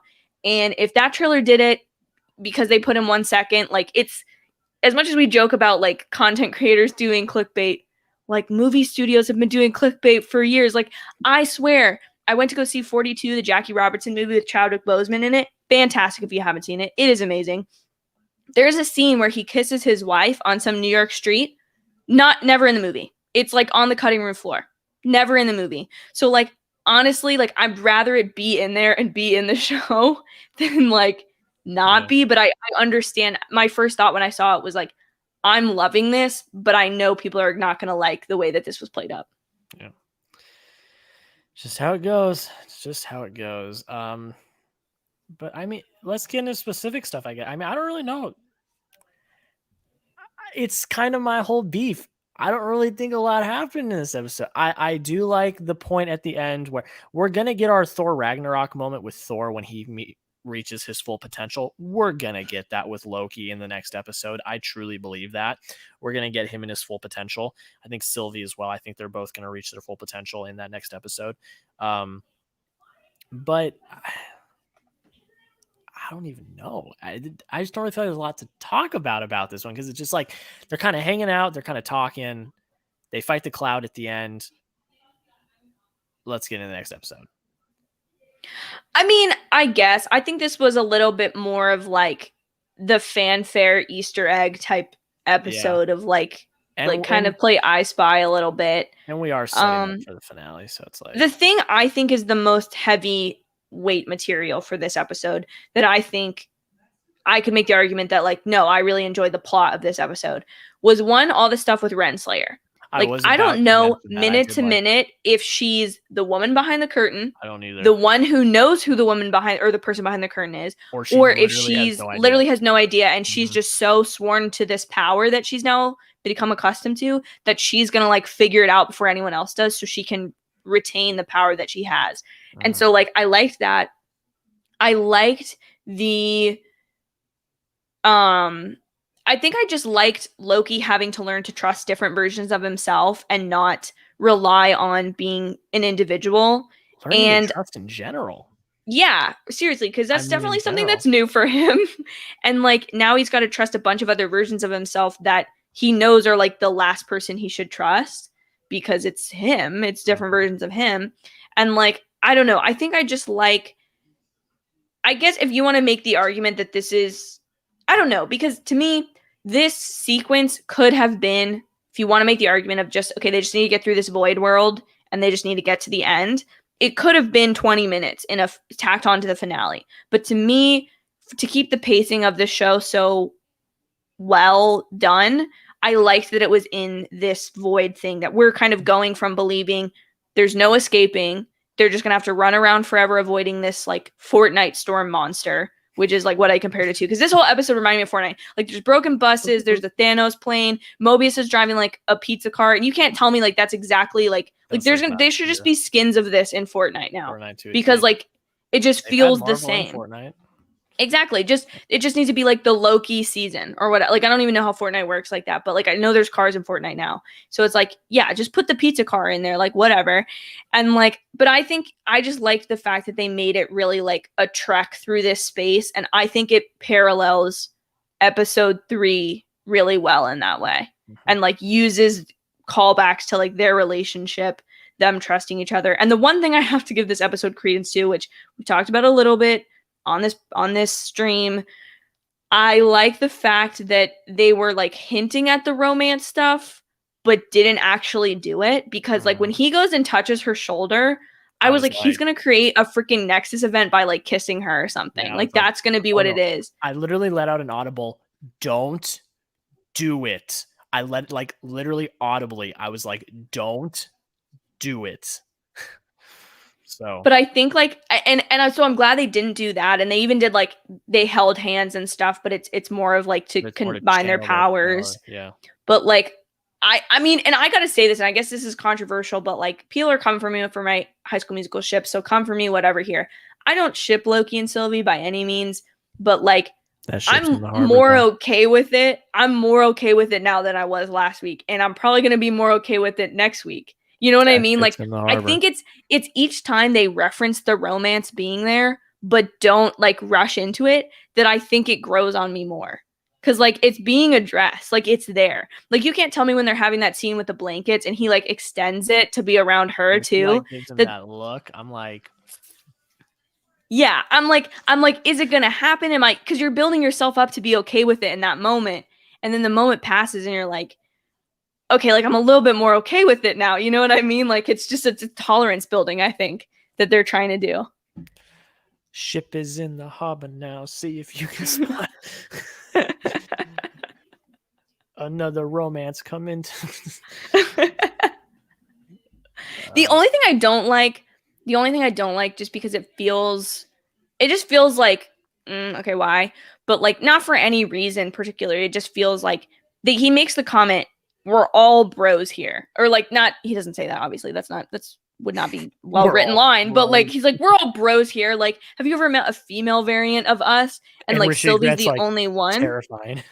Yeah, exactly. And he's like, yeah, no, totally. But like I don't like the idea of just like, oh well, because she's the only female, like they're gonna be together. Like I'm totally fine with her being the only variant of Loki. That gives her more mystery. That it's like, why is that the only reason? Is alone the fact now is the fact that she's the only female variant of Loki, her Nexus event. Is that it? You know what I mean? Because she's in like a gender bent universe, I would assume. Or she's the female Loki. And so like that's her existence. Mere existence is her Nexus event. Yes, but you could argue she was taken when she was like, looked like what, 10 maybe? Right. Which if I would then say, case, wouldn't it just be like when she was born, it would be like, yeah, oh, you're not supposed to, yeah, we're taking you. Yeah. So who knows? Because like, that is, yeah, I can't say that. But then at the same time, I'm like, okay, maybe even though the TVA is messed up and they like kidnapped and orphaned a little girl, like, I mean, you know, they waited till she was like 7 or so, whereas like Rhodey was ready to take out baby Thanos. You know what I'm saying? Like just he was ready to get him. So like maybe Renslayer was like, all right, 7's fair. 7's fair. Like, we're taking her now. I don't know. Snatching that. But I just think that was like, because that was pointed out, now I'm like, oh, like, and I am not this way usually with, like, I don't care if female characters, she's the only female character. If she's in a relationship that makes sense, sure, absolutely, does not matter to me. But like, I don't want it to be like, oh, well, like, she's the only girl, so like, I guess I have to be with her. Like, there's no other guys or gals I can be with now. So like, I don't know. You know what I'm saying? Yeah. I did. She also said the comment about having someone at the end. I know, but I was literally about to say a comment that she said in this episode that I actually really liked because it showed depth for her. She's like, I've never done this before. I don't have anyone. Like, Yeah. she made that comment here, which means that she was kind of acting a little in episode 3. She's like, oh yeah. But she really, I feel like in here she really opened up. She's like, I don't have anybody. Like, she's like, I've never done anything like this before. Like, I don't have, like, I did like that because I think besides Loki, this is besides Loki, because I think Loki leaps and bounds has the best character arc of this entire show because it's his show. But I think Sylvie comes in a close second. I think she's had a great character arc, and I think that is really topped off in this episode because we get that conversation in particular to really, see that she is now up now, because Loki was kind of a tough cookie to crack, but like an episode by the end of episode 1, he had already cracked. Yeah. He'd already cracked. Where Sylvie was hardened. You weren't going to get it. Like, in the first 2 episodes that she was in, it's like, you're just not going to get through to her. It's just not happening. Yeah. The fact that we're really starting to like kind of like thaw that ice is the analogy I'll use. We're starting to like thaw that around her, and like she's really starting to crack and open up. I really liked that conversation because feels very earned. Yeah. And that harkens back to episode 3, like you said, which I do agree with, is that it feels you're more attached to, and it's more believable now, the relationship that they have, and the fact that they do trust each other, and the fact that they're actually willing to open up to each other. Like, that I do agree with that. And this is where like the single episode weekly release, it carries a lot more weight for the things that happen in a 45-minute show, because like episode 3, that's all we got that week. That's all we got to fester on. I mean, we talked about it multiple times over and over about their character growth and development. And then by the time you get episode 4, you're like, oh, okay, well, it wasn't too bad. Like, like we're back at it now. Like, show's not taking a turn for the worst or in a direction people don't like. And then like now I feel like it's like, it feels like we've known these characters have this bond for 3 weeks now. So it's like you believe in the show that like he would say, no, like we're going together. Like we're going to do this together. And so like that's why this kind of format works for me, is you feel those emotional ties way deeper than if it was like, okay, episode 4 comes out the day after episode 3, and you don't have to fester on it for too long. Mm-hmm. You don't get to think about it. Yeah. It's just like, oh, okay. Instantly. Right. The last thing I'll say, and it's very, very quick, but I loved the Mobius and Loki hug. And he's like, thank you. It was great. I almost shed a tear. I was like, this is beautiful. I love this. And Mobius, he's like, what are you going to do? And Mobius like, burn it down to the ground. I'm like, which is what Loki says in the first episode, which was a great callback. Friendship is just fantastic. So good. Well, yeah. And I don't remember where it was in the episode, but Loki at one point, and I was gonna make a meme about it, but I just didn't have the time today. But like Loki goes, "Oh, my pleasure" or something, and I was like, "So Loki works for there's a variant Loki that works at Chick-fil-A now." It's like telling everyone, "My pleasure, my pleasure." Funny. Like, just gave me a good laugh. Oh yeah, and then I did really like the whole harkening back to Glorious Purpose. Yeah, that whole. That's a bunch of baloney. And then Richard E. Grant at the end, he's like, glorious purpose. Like, it harkens back to the first Avengers movie where he's like, I've got this glorious purpose. And I'm like, yeah, it's not just Loki, it's all the Lokis. And I do like some of those calls. Like again, guys, I know it sounds like I'm being really negative because every other episode I've praised and loved. I enjoy the episode. I'm just not as high on it as I am the others. I really enjoy a lot about it. But yeah, everyone gets a dip if they want it. Yeah, and that's just how it goes. But Sasha, I'm going to ask you final thoughts on this episode. How are you feeling? Final thoughts. I loved it. I think it was the perfect penultimate episode. I think this show as a whole has kind of like a U-shaped arc. We started really high episode 3 for me was my low point, and I think but then it slingshot us back up to I'm not doing this very well, but it's slingshotted us, whatever verbiage or term, grammar, tense, whatever. It got us back to where we were going and where we need to be. And I feel like everything feels so much more earned, so much more emotionally heavy. There's so much more stakes going on this to me. And like, I feel like this show was never intended to be banger, banger, banger, like great episode after great episode, or like the sitcom from WandaVision has its own like ending because it's like you move on to a new decade next week. But this, for continuation of story, I think it has done an excellent job throughout the entire season of pacing everything well. And I'm so excited at the way this episode ends and what we have planned for next week. Absolutely. My final thoughts, I guess I'm a little lukewarm on it, but there's a lot I really like. I'm very excited to see where where this season ends. Yes. And there's a lot of potential and possibility. So much. I'm very excited to see where it ends. Done. There we go. Okay. I think we just hit some of our theories real quick because all this is going to be is me gassing up my previous theories and saying that I'm going to be 100% right. But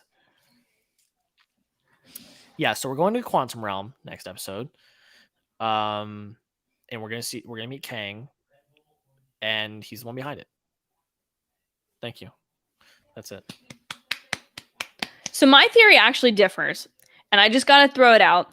Quantum realm thing I can get on board with. That I can get on board with. I don't think we see Kang. I think we get references to him or something.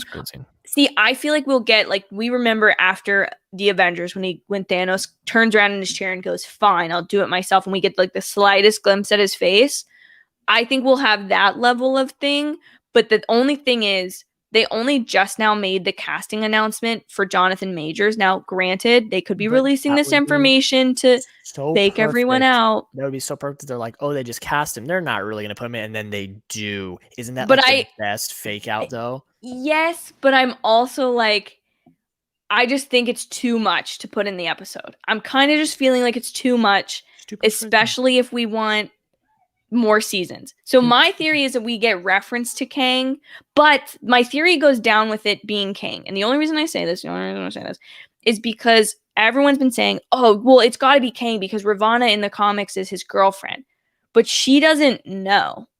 So to me, if she doesn't know, that makes it less likely that it's him. But does she, though? Because we were talking about this in the review. We don't really know what the deal is with her. Well, and that's true. And he could have wiped her memory or confused her or done whatever. Or she may just know. Or she knows and she's just saying, like, let me try to play this game as long as I can. Ultimately, my theory is that we don't see him. And then my only other existing theory in the show is that Sylvie's Nexus event now is that she maybe is just the only girl Loki. And I saw someone in the chat mention that they thought they saw a female Loki somewhere within the band of Lokis. I just feel like it was an odd comment to make then, because then when they'd be like, no, there's one right here, like they would just, because they all just dismiss him out of hand, kind of. I don't know. So I think I have to go back and look with my microscope. Like all the talkers do. I think that's maybe her Nexus event. Again, I know it doesn't make a ton of sense with it being like hers being 7 or 9 or whatever, but like to me it could be kind of like I don't know, that's the point that she becomes like accessible to them, or they can find her on the timeline, or who's to say, who's to say. But those are my only, I think, existing theories as of now. The only thing I'll say to back up my quantum realm theories, if you look now, I used my microscope, but I didn't really, because I just kind of saw it. If you look when that like portal or whatever opens up to like that world, you see what might look like a ship or something flying, like kind of coming in or something. If you you gotta go back and look, it kind of looks like the thing that Hank Pym uses to go navigate the quantum realm to get. I don't know. But everyone knows that there is a city we see a city in the quantum realm in Ant-Man and the Wasp. We see it. It's there. So tell me why that isn't that. Yeah. Now, look, I will tell you all this. If we come back next week and I am wrong, you are allowed to tell me in the chat that I'm wrong. And I will take it like the good boy that I am. But I'm not wrong. So you heard it here there first, you go. folks. You heard it here first. But yeah, I mean, that's kind of it with theories. That's kind of all I got. It's just me gassing up the theory that I know is going to be right, but that's just kind of how it is. It's just what it is. All right, we're gonna hit the chat, and then we're gonna go because I'm tired. And Yeah. Black Widow's tomorrow, and we're gonna 24 hours since. No, I'm joking. Listen, we'll be back for you guys. Yeah, So pretty soon. 3 days, so it's okay. All right, I gotta find where we were. Where were we? There was some chatting about how many episodes there were. Yeah, there's 6. We'll hit that. Okay. The worst day is ever the day after something Marvel drops, or the day after something Star Wars drops and you haven't seen it yet. Yeah, that's why I tried to go opening night. You just gotta. Mm-hmm. You just gotta. You know, it just sucks.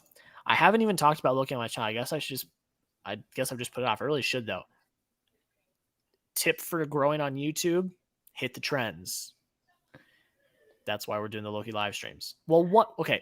We're doing them because we like to talk about Loki. Yeah. But it's also, that's what people want to watch. You know, so like we enjoy talking about it. Obviously, we wouldn't be here if we didn't. But you're also hitting the trend of what people are talking about currently. Well, and I think you guys kind of came to this conclusion in the comments, Reagan, but I think at this point, do a episode ranking or a season review or finale theories for season 2. I think everyone's kind of listed those, but the one thing I will say is like, and I'll just be honest with you, because like, yes, it's great to like ride the trends, but like my Loki videos, nobody but like my friends and subscribers watch them. Like, and I mean that tanked. Because, and the reason is because Jack and I talked about this. There is so much competition. Like everyone's talking about Loki. So like, to be honest, yes, there's a couple people that could find your channel through that, but like none of my Marvel reviews, absolutely none of them, because they're have done that well, because they are now trailers is one thing because it's the first day it comes out. And if you hit it in a time span, then you're riding the wave. But like these other ones, people just, they watch whoever they like are subscribed to, or they're big name people. They're not looking for new people's opinions on a show that is so covered already.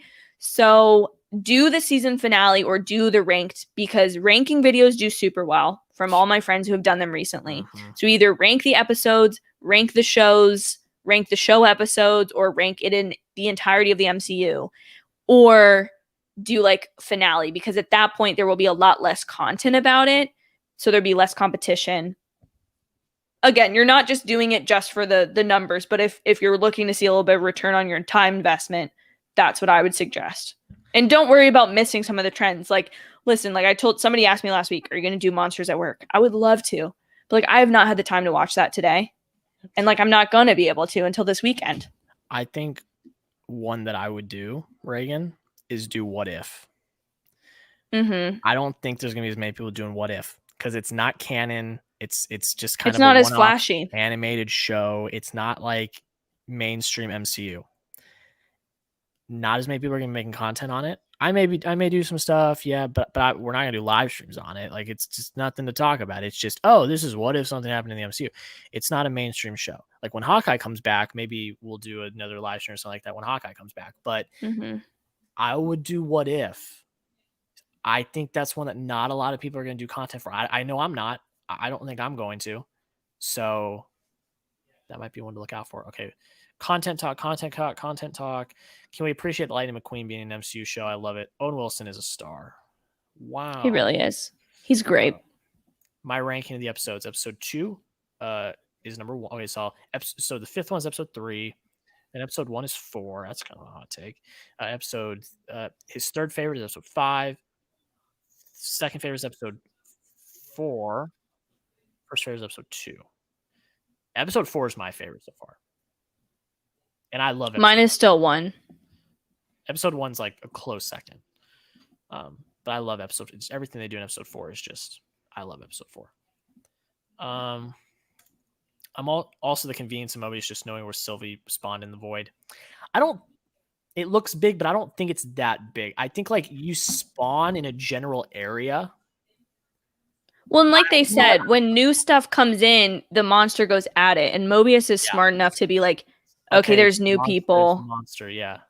He's looking for people. And he probably assumed that Loki would get pruned right after him. And if not, Sylvie. So like he's hunting in there. Like he had time to find the car and chase it around and learn its behavior. So I don't think that's too big of a thing. I thought it was hilarious. It worked for me. My only request for the finale is that we get to hear Owen Wilson say, wow. I hate to break it to you. I don't think it's going to happen.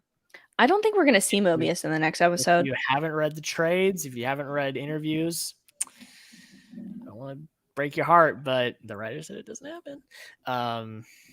So we might not. I don't think so. I think he's...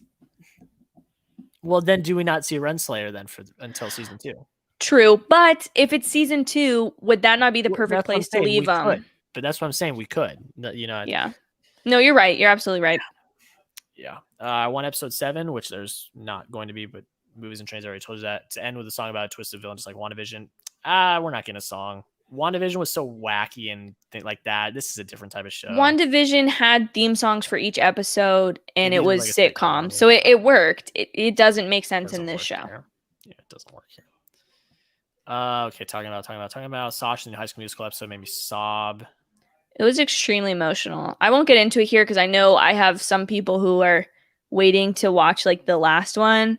But yeah, it's super sad, Reagan. I'm calling it. The man behind the mirror is 100% going to be in that house. If not, shoot me. Well, I'm going to start loading the gun.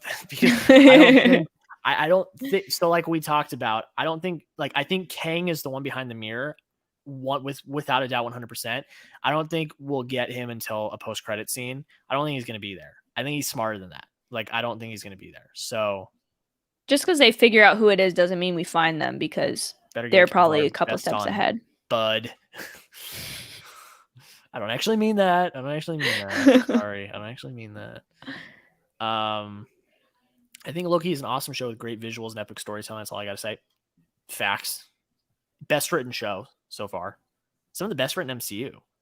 Yeah, 100%. I think it's got all the elements it needs. Yeah.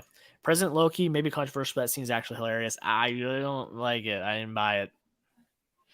This is going to be the most controversial scene of the season, I think. That, and just because people's general consensus on episode 3 is like, it was emotional, you know? Yeah. The alligator needs an arc. I love the alligator. I love the fact that they brought up, like, is he even a Loki? Like, you could have just stuck some horns on him, you know? But, like, doesn't even talk. Like, why? I think that'd be a funny gag. No, I know they are. I know. That's just me getting my critic hat on. But yeah. No, I know. Mobius is the GOAT, hands down. 10 out of 10. Love Mobius. I love him. Everyone's saying Fortnite sucks. Alex says there's a Loki skin in Fortnite as we speak. Fortnite is my second least favorite thing in the world. First is The Last Jedi. Well, Reagan, I'm just going to make this comment. If The Last Jedi and Fortnite are the worst things going on in your world, you're living a pretty damn good life, my friend. So appreciate the life you're living if those are the worst things going on in your world. But Last Jedi is rough. No, stop. We're not having this conversation here. Okay, we already talked about that. Mm-hmm. Just put a La La Land poster on my room. It's so good. I got my La La Land poster framed up over there. Mine's I always mess this up. There it is. You can't see it there very well. If you guys haven't seen my apartment tour, go watch it. Go check it out. See all the posters. Give him some watch time. Drop a like and hit the bell. I have to go, guys. Love the stream. So I see you this weekend. Bye. Thank you for. See you this weekend. Have a good night. Marvel Studio was my moderator, Jack. I don't know if you knew that. I'm not anyone's mod because I'm not special. You can be my moderator, but you're always popping in my streams at work. You know? Yeah. I can't have you have 2 jobs at one time. And then I'm out. And then He's out. He's not even usually there long enough for me to ask a question. Jack, That's are you at work? That's usually what happened. Not like full disclosure usually happen. I go and I say, yo, and then I'm out. I am out. And then I'll go back like later and like watch the reaction and see what that's usually like full disclosure. Look, I love you. Just Sasha. skip to that point. No one's got the time. But no one has when the I'm at time. work, I'm like, when I'm at work, I'm like, oh, I'm gonna go to the bathroom real quick, guys. I go to yo out.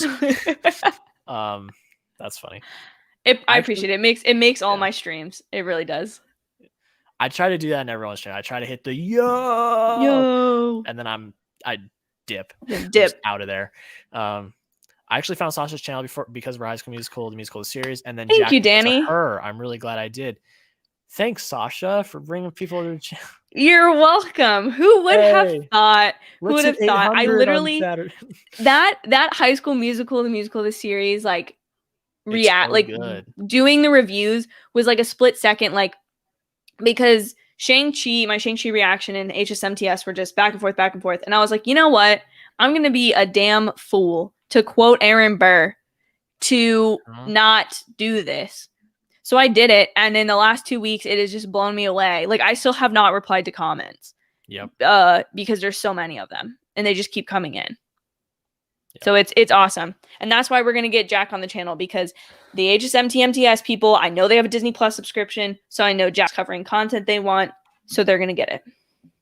Let's hit 800 on it. No, I'm joking. Let's do it. No, I'm joking. If we do, though, I am at. The growth's actually been not bad. It's not been bad. I'm at please update. I'm at 723. So no, it's not happening. No, I just want to have fun. I'm not there for the numbers. Yeah. I want to have fun. That's why I'm there. We'll have a good time. I'm hearing rumors it might be another Loki behind it all. I hope not. Yeah. That's all I'm gonna say. I hope not. I don't think so. I think they've done enough with the Lokis. That was Sylvie's thing, and it turned out she wasn't. I hope not. Well, and I'll just touch on this just really quickly. The thing people are referencing is in the mid-season finale, not mid-season finale, mid-season trailer. There's a photo of Loki in the throne room in Asgard, standing up in like full like Asgardian stuff, right? And people are saying like, oh, that's him at the end. I think that's probably a time loop or a vision. Like if she's going to enchant him potentially in the last episode to unlock his powers or figure out what he knows that he doesn't know that he knows or whatever, that could just be an old memory or a different variation of him. Room floor to get people lit. It's like that's true. You know, that's true. Hulk was not in Infinity War. I don't know what to tell you. Last Jedi visually is great, but the story is definitely a mess. I like it. I like where they went with Luke Skywalker. Y'all can argue with the hill. It's fine. I don't even, it's not the Luke Skywalker thing. It's the poker planet.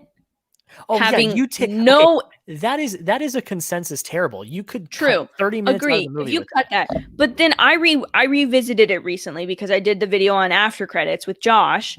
And I feel so bad because he was so like in depth and positive, and I was like, "This movie sucks," and like I just sounded just like a dumb hater because I was just like, he was like, "Oh, can you keep it to like 5 minutes?" And then he was like, "Sorry, I did a lot more," and I was like, "Oh, now I just sound like super hateful." But like Poe's arc too, they like are like, "You're just being an obnoxious space boy. You're being a fly boy," and then in the last 5 minutes, the entire plot that he was trying to fix, that he caused problems to fix, they go, "Oh, you can have all the information you need because we need you anyways."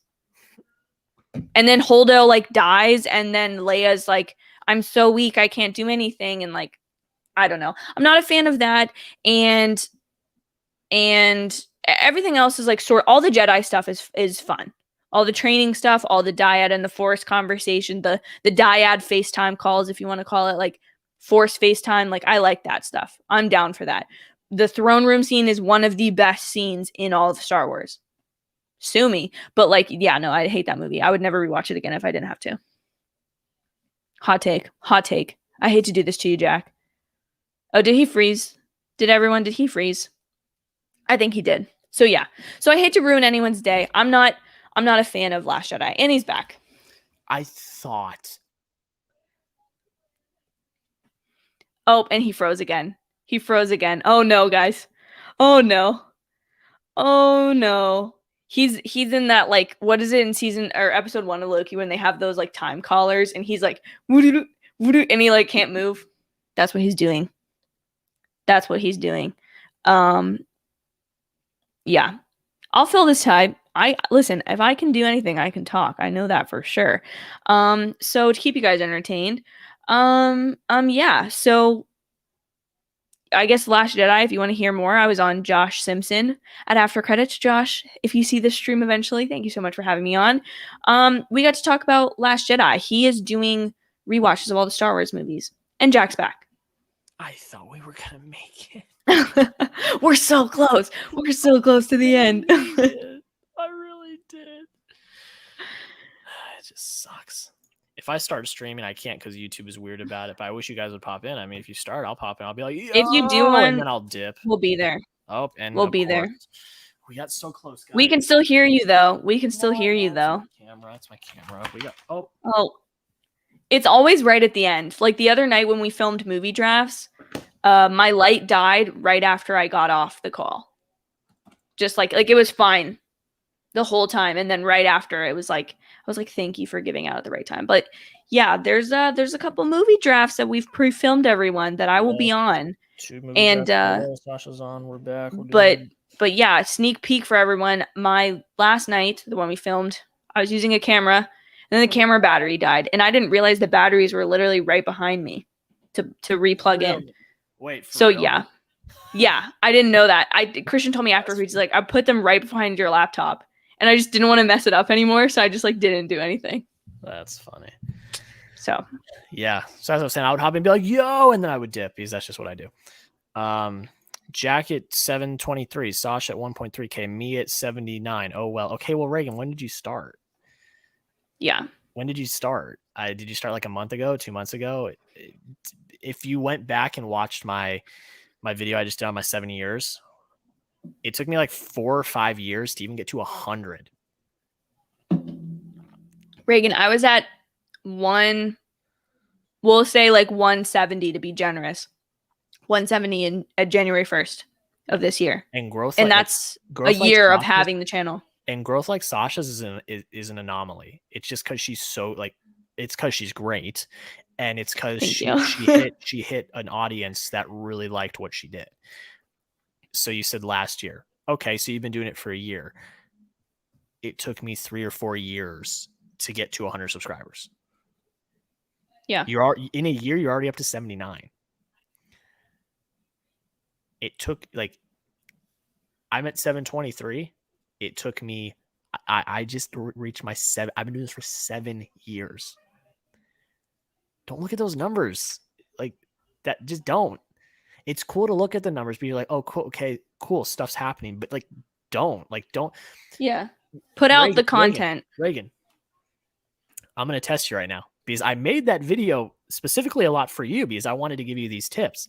What was the last tip I gave in that video? What was the last tip I gave in that video? We'll wait. We'll wait for the delay. It's test time. What was the last tip I gave in that video? What was the last tip I gave? And I don't want it to feel like we're getting hard on you right now. I just don't want you to be discouraged by the numbers. What was the last tip I gave in that video?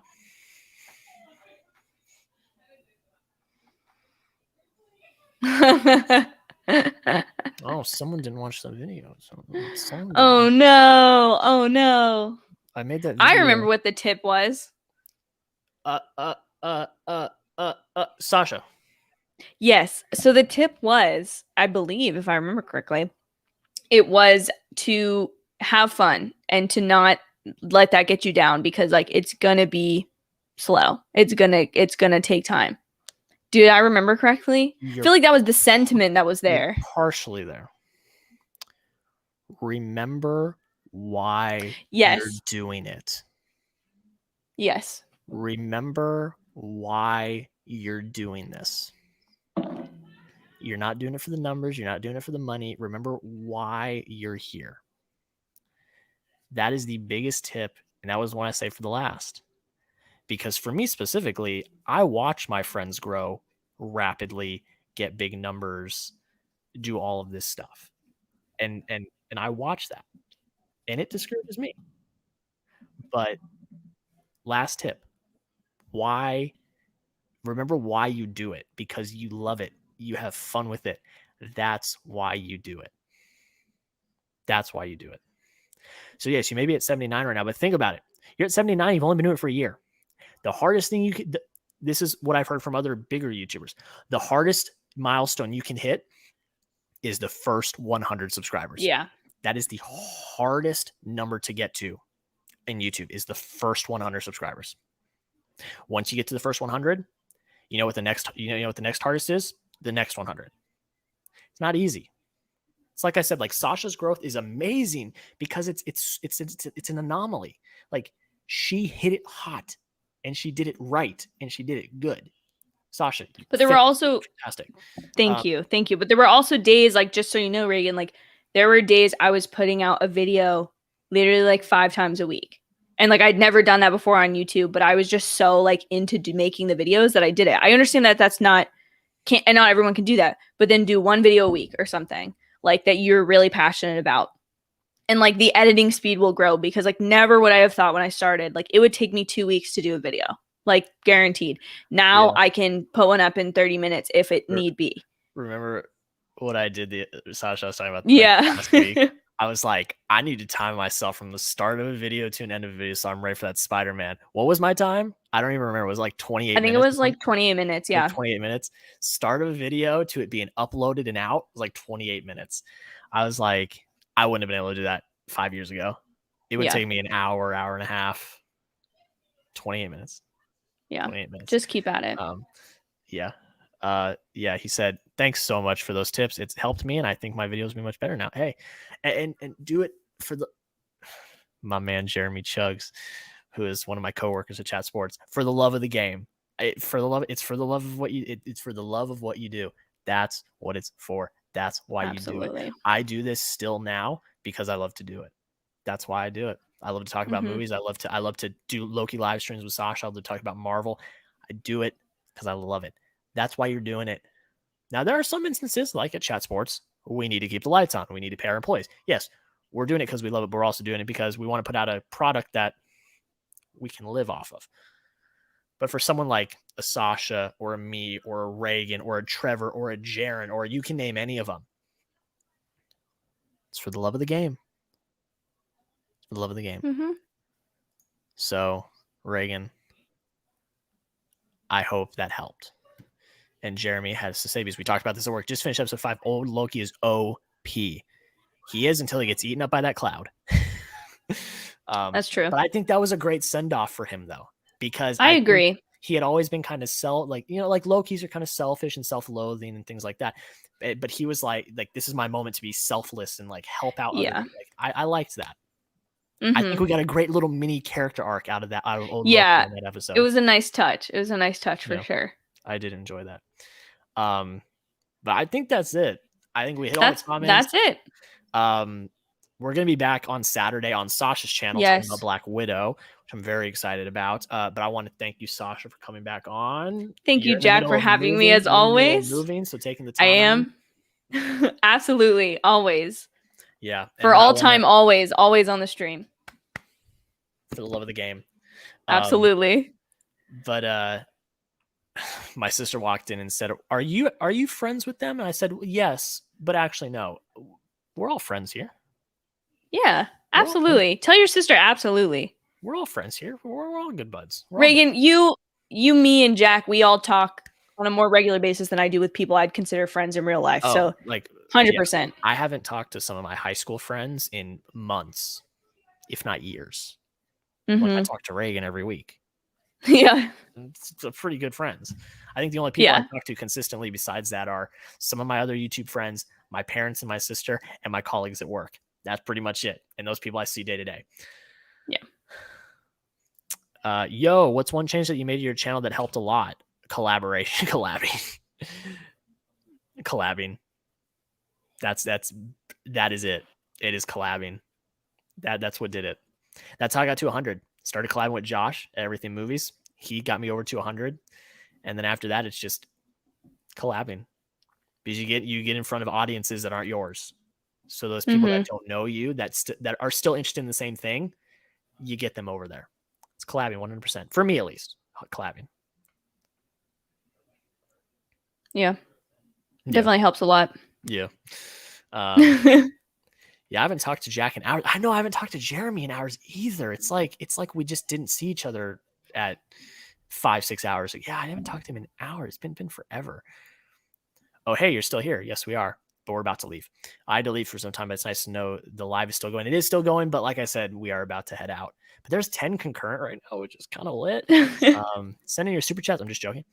In Dominic Toretto's voice, we're not friends. We're That's been the funny, like, I've seen those go crazy. Trends. The Fast 9 memes have been crazy. That is the funniest, and you hate it because you hate that movie.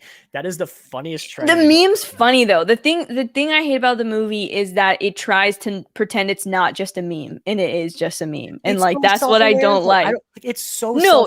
That is not self-aware. No. That movie is not self-aware. Yes, it is. No, it is the most. No, I don't. It is no. WandaVision is something you could call self-aware. The MCU you could call self-aware. What is not self-aware is saying, hey, have you ever noticed we don't die like 5 times? And then they go to self-aware. What are you talking about? Or being like, you're just like Yoda, you're just a puppet. Like that was I wanted to throw up in the movie theater. Like actually, like that's the only time I've ever considered leaving a movie theater. That was such a great line. No, this is where Jack and I have to have our disagreement, because absolutely not. No way. That was the trash of that movie. I'm sorry. If it was just Pontiac Fiero in space, I would have been there for it, like 100%. But them being like, no, that's not being self-aware. That's being stupid is what it's being. Oh, I'm sorry. This is where I got it. Maybe I hate Fast 9 more than I hate The Last Jedi. Jeremy with the quote of the night. You don't need the TVA when you have family. My favorite one is the one where he goes off the cliff to get the soul stone, because it's just like he just comes out of nowhere and is like going off the edge. That's my favorite one. No, I love sure. Have you seen the Harry Potter one? Yeah, that one's pretty good too. It's like, but Dom, you don't have a wand. And he's like, nothing's more powerful than family. And then it's like family. Then it's like you look. He's like, see the beams. His car is sending the beam back. Sending the beam. It's the funniest thing. I love classic that one so much. Okay. If you have a magical power from any hero of the MCU, what would it be? Mine would be the sorcerer or power of dancing, like Star-Lord. I'd want an Iron Man suit. 10 out of 10. I would just want to be like able to run. You know, like I would settle for being like Hawkeye. Like that's what I would settle for. You just want to be really good with bow and arrow. I just want to be able to like run around and not survive, like or survive and not be one of the people that dies. Like I don't want to be one of the casualties they're talking about in the Sokovia Accords. You know, I want to be someone that's like at the table discussing it. But if I could take anyone's, I think Wanda's pretty sick. No. You know what your superpower is that you want to be? You want to be alive. You don't want to be dead. I want to be alive. I want to be alive. I would be dead in a superhero. Someone asked me, they were like, "What would which superhero reminds you of yourself?" And I was like, "None of them," because like I literally I would die. So literally none of them. The superhero that reminds me is all the victims of Sokovia. Yeah, pre serum Steve Rogers is who I identify with. But he would jump on a grenade. Would you jump on a grenade? I would like to think I would, but I don't even know. Yeah, I don't know. You know, like I can't even be like, oh yeah, I'm not selfless. You know, I think that's like a split second thing. I don't think that's yeah. I don't know about. I don't know. Even though we all know Steve would have done it on. Sasha and Jack arguing noises. Yeah, we don't argue, but we don't. we don't argue. We just have very strong disagreements. Those Vin Diesel memes are really the best memes in modern memory. Well, they're in modern fantastic. memory, yes, because there hasn't been a lot of really fire memes lately. That's really good. Yeah. So is Loki and Sylvie like gonna date? I don't see it ending that way, but they have a very awkward love scenes. Yeah. So we did talk about this in our review, which will be being posted tomorrow. I'm gonna splice it and post it tomorrow. But yeah, I don't think we're leaning that way now. I don't think we are. Are we? I think they've kind of played that off. I don't think we really are. It was either my sister or mom. I don't remember who, but they said it best. They said they've got kind of more of it is kind of romantic, but I think they're gonna have more of like a brother sister type. Like, you know. I feel like people lean towards brother sister as like the fallback of like it's not romantic, but it's deeper than just friends. I just feel like this is a weird middle ground, and like I just don't think it's gonna be defined by the end of the series, quite honestly. Like, because I think they want the option to do it for sure. Like, they wouldn't have brought it up, but it's like I said, the ship is in the harbor now. See if you can spot it. Ships in. That's the bet. I'm proud of that. I'm proud of coming out. It was good. It was good. It came off the fly too. It came off the top of my head. I didn't think about that. I was like, I gotta say this. Nah, Loki trying to slide in her DMs. Bro, get out of here. I just want to say you guys talking in general is oddly common. It helps my anxiety. Thank you so much. Hey. That means a lot, Danny. As someone that gets anxious and stuff like that too. That means a lot. Definitely. Even us yelling about Fast and Furious. Because that got my blood pressure. Like, that's so relaxing. They're like, oh, that's the calm app right there. Oh, yes. Yeah, absolutely. Did either of you check out Monster Work? I have not. I don't have the time of day to watch anything. I wanted to, but literally I watched Loki today. I filmed my Loki review and I've been busy all day. So I haven't had the time. I worked, which Jeremy can attest to because he was there as well. And segueing into the next one, yes, go check out Max's content. He's awesome. He's great. He's awesome. Max is fantastic. Yeah. I saw a meme that said, Thor, so is Sylvie my sister or sister-in-law? Loki. Yes. That's pretty good. It is good. I like that one.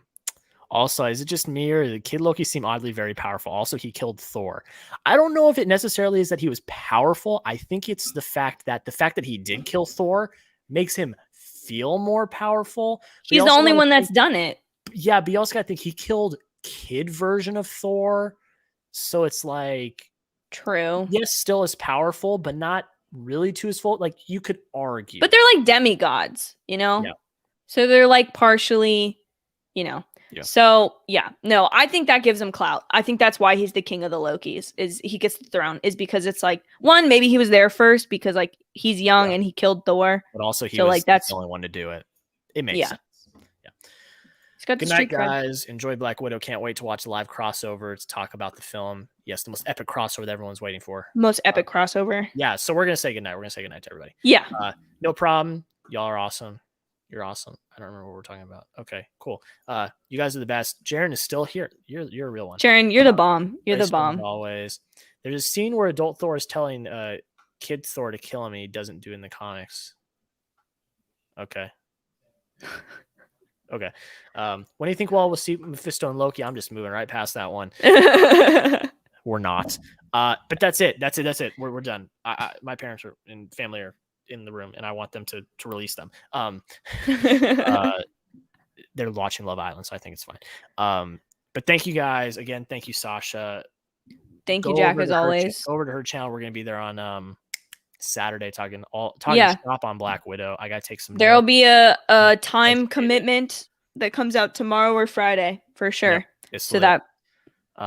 But guys, that's pretty much it. Thank you all so much for watching. Y'all are the best. The review, if you have not seen the review is going to be spliced and put up tomorrow morning. So go watch that. Bye, Jeremy. I'll tell the fam I said what's up. Have a good night, guys. We'll see you in the next one. Finale next week. It's lit. We're doing it. We're going to do it. Let's go. We may do like a really long one and just talk about everything. We'll see. But that's it, guys. Thanks so much for watching. We'll see you next week. Bye, everyone.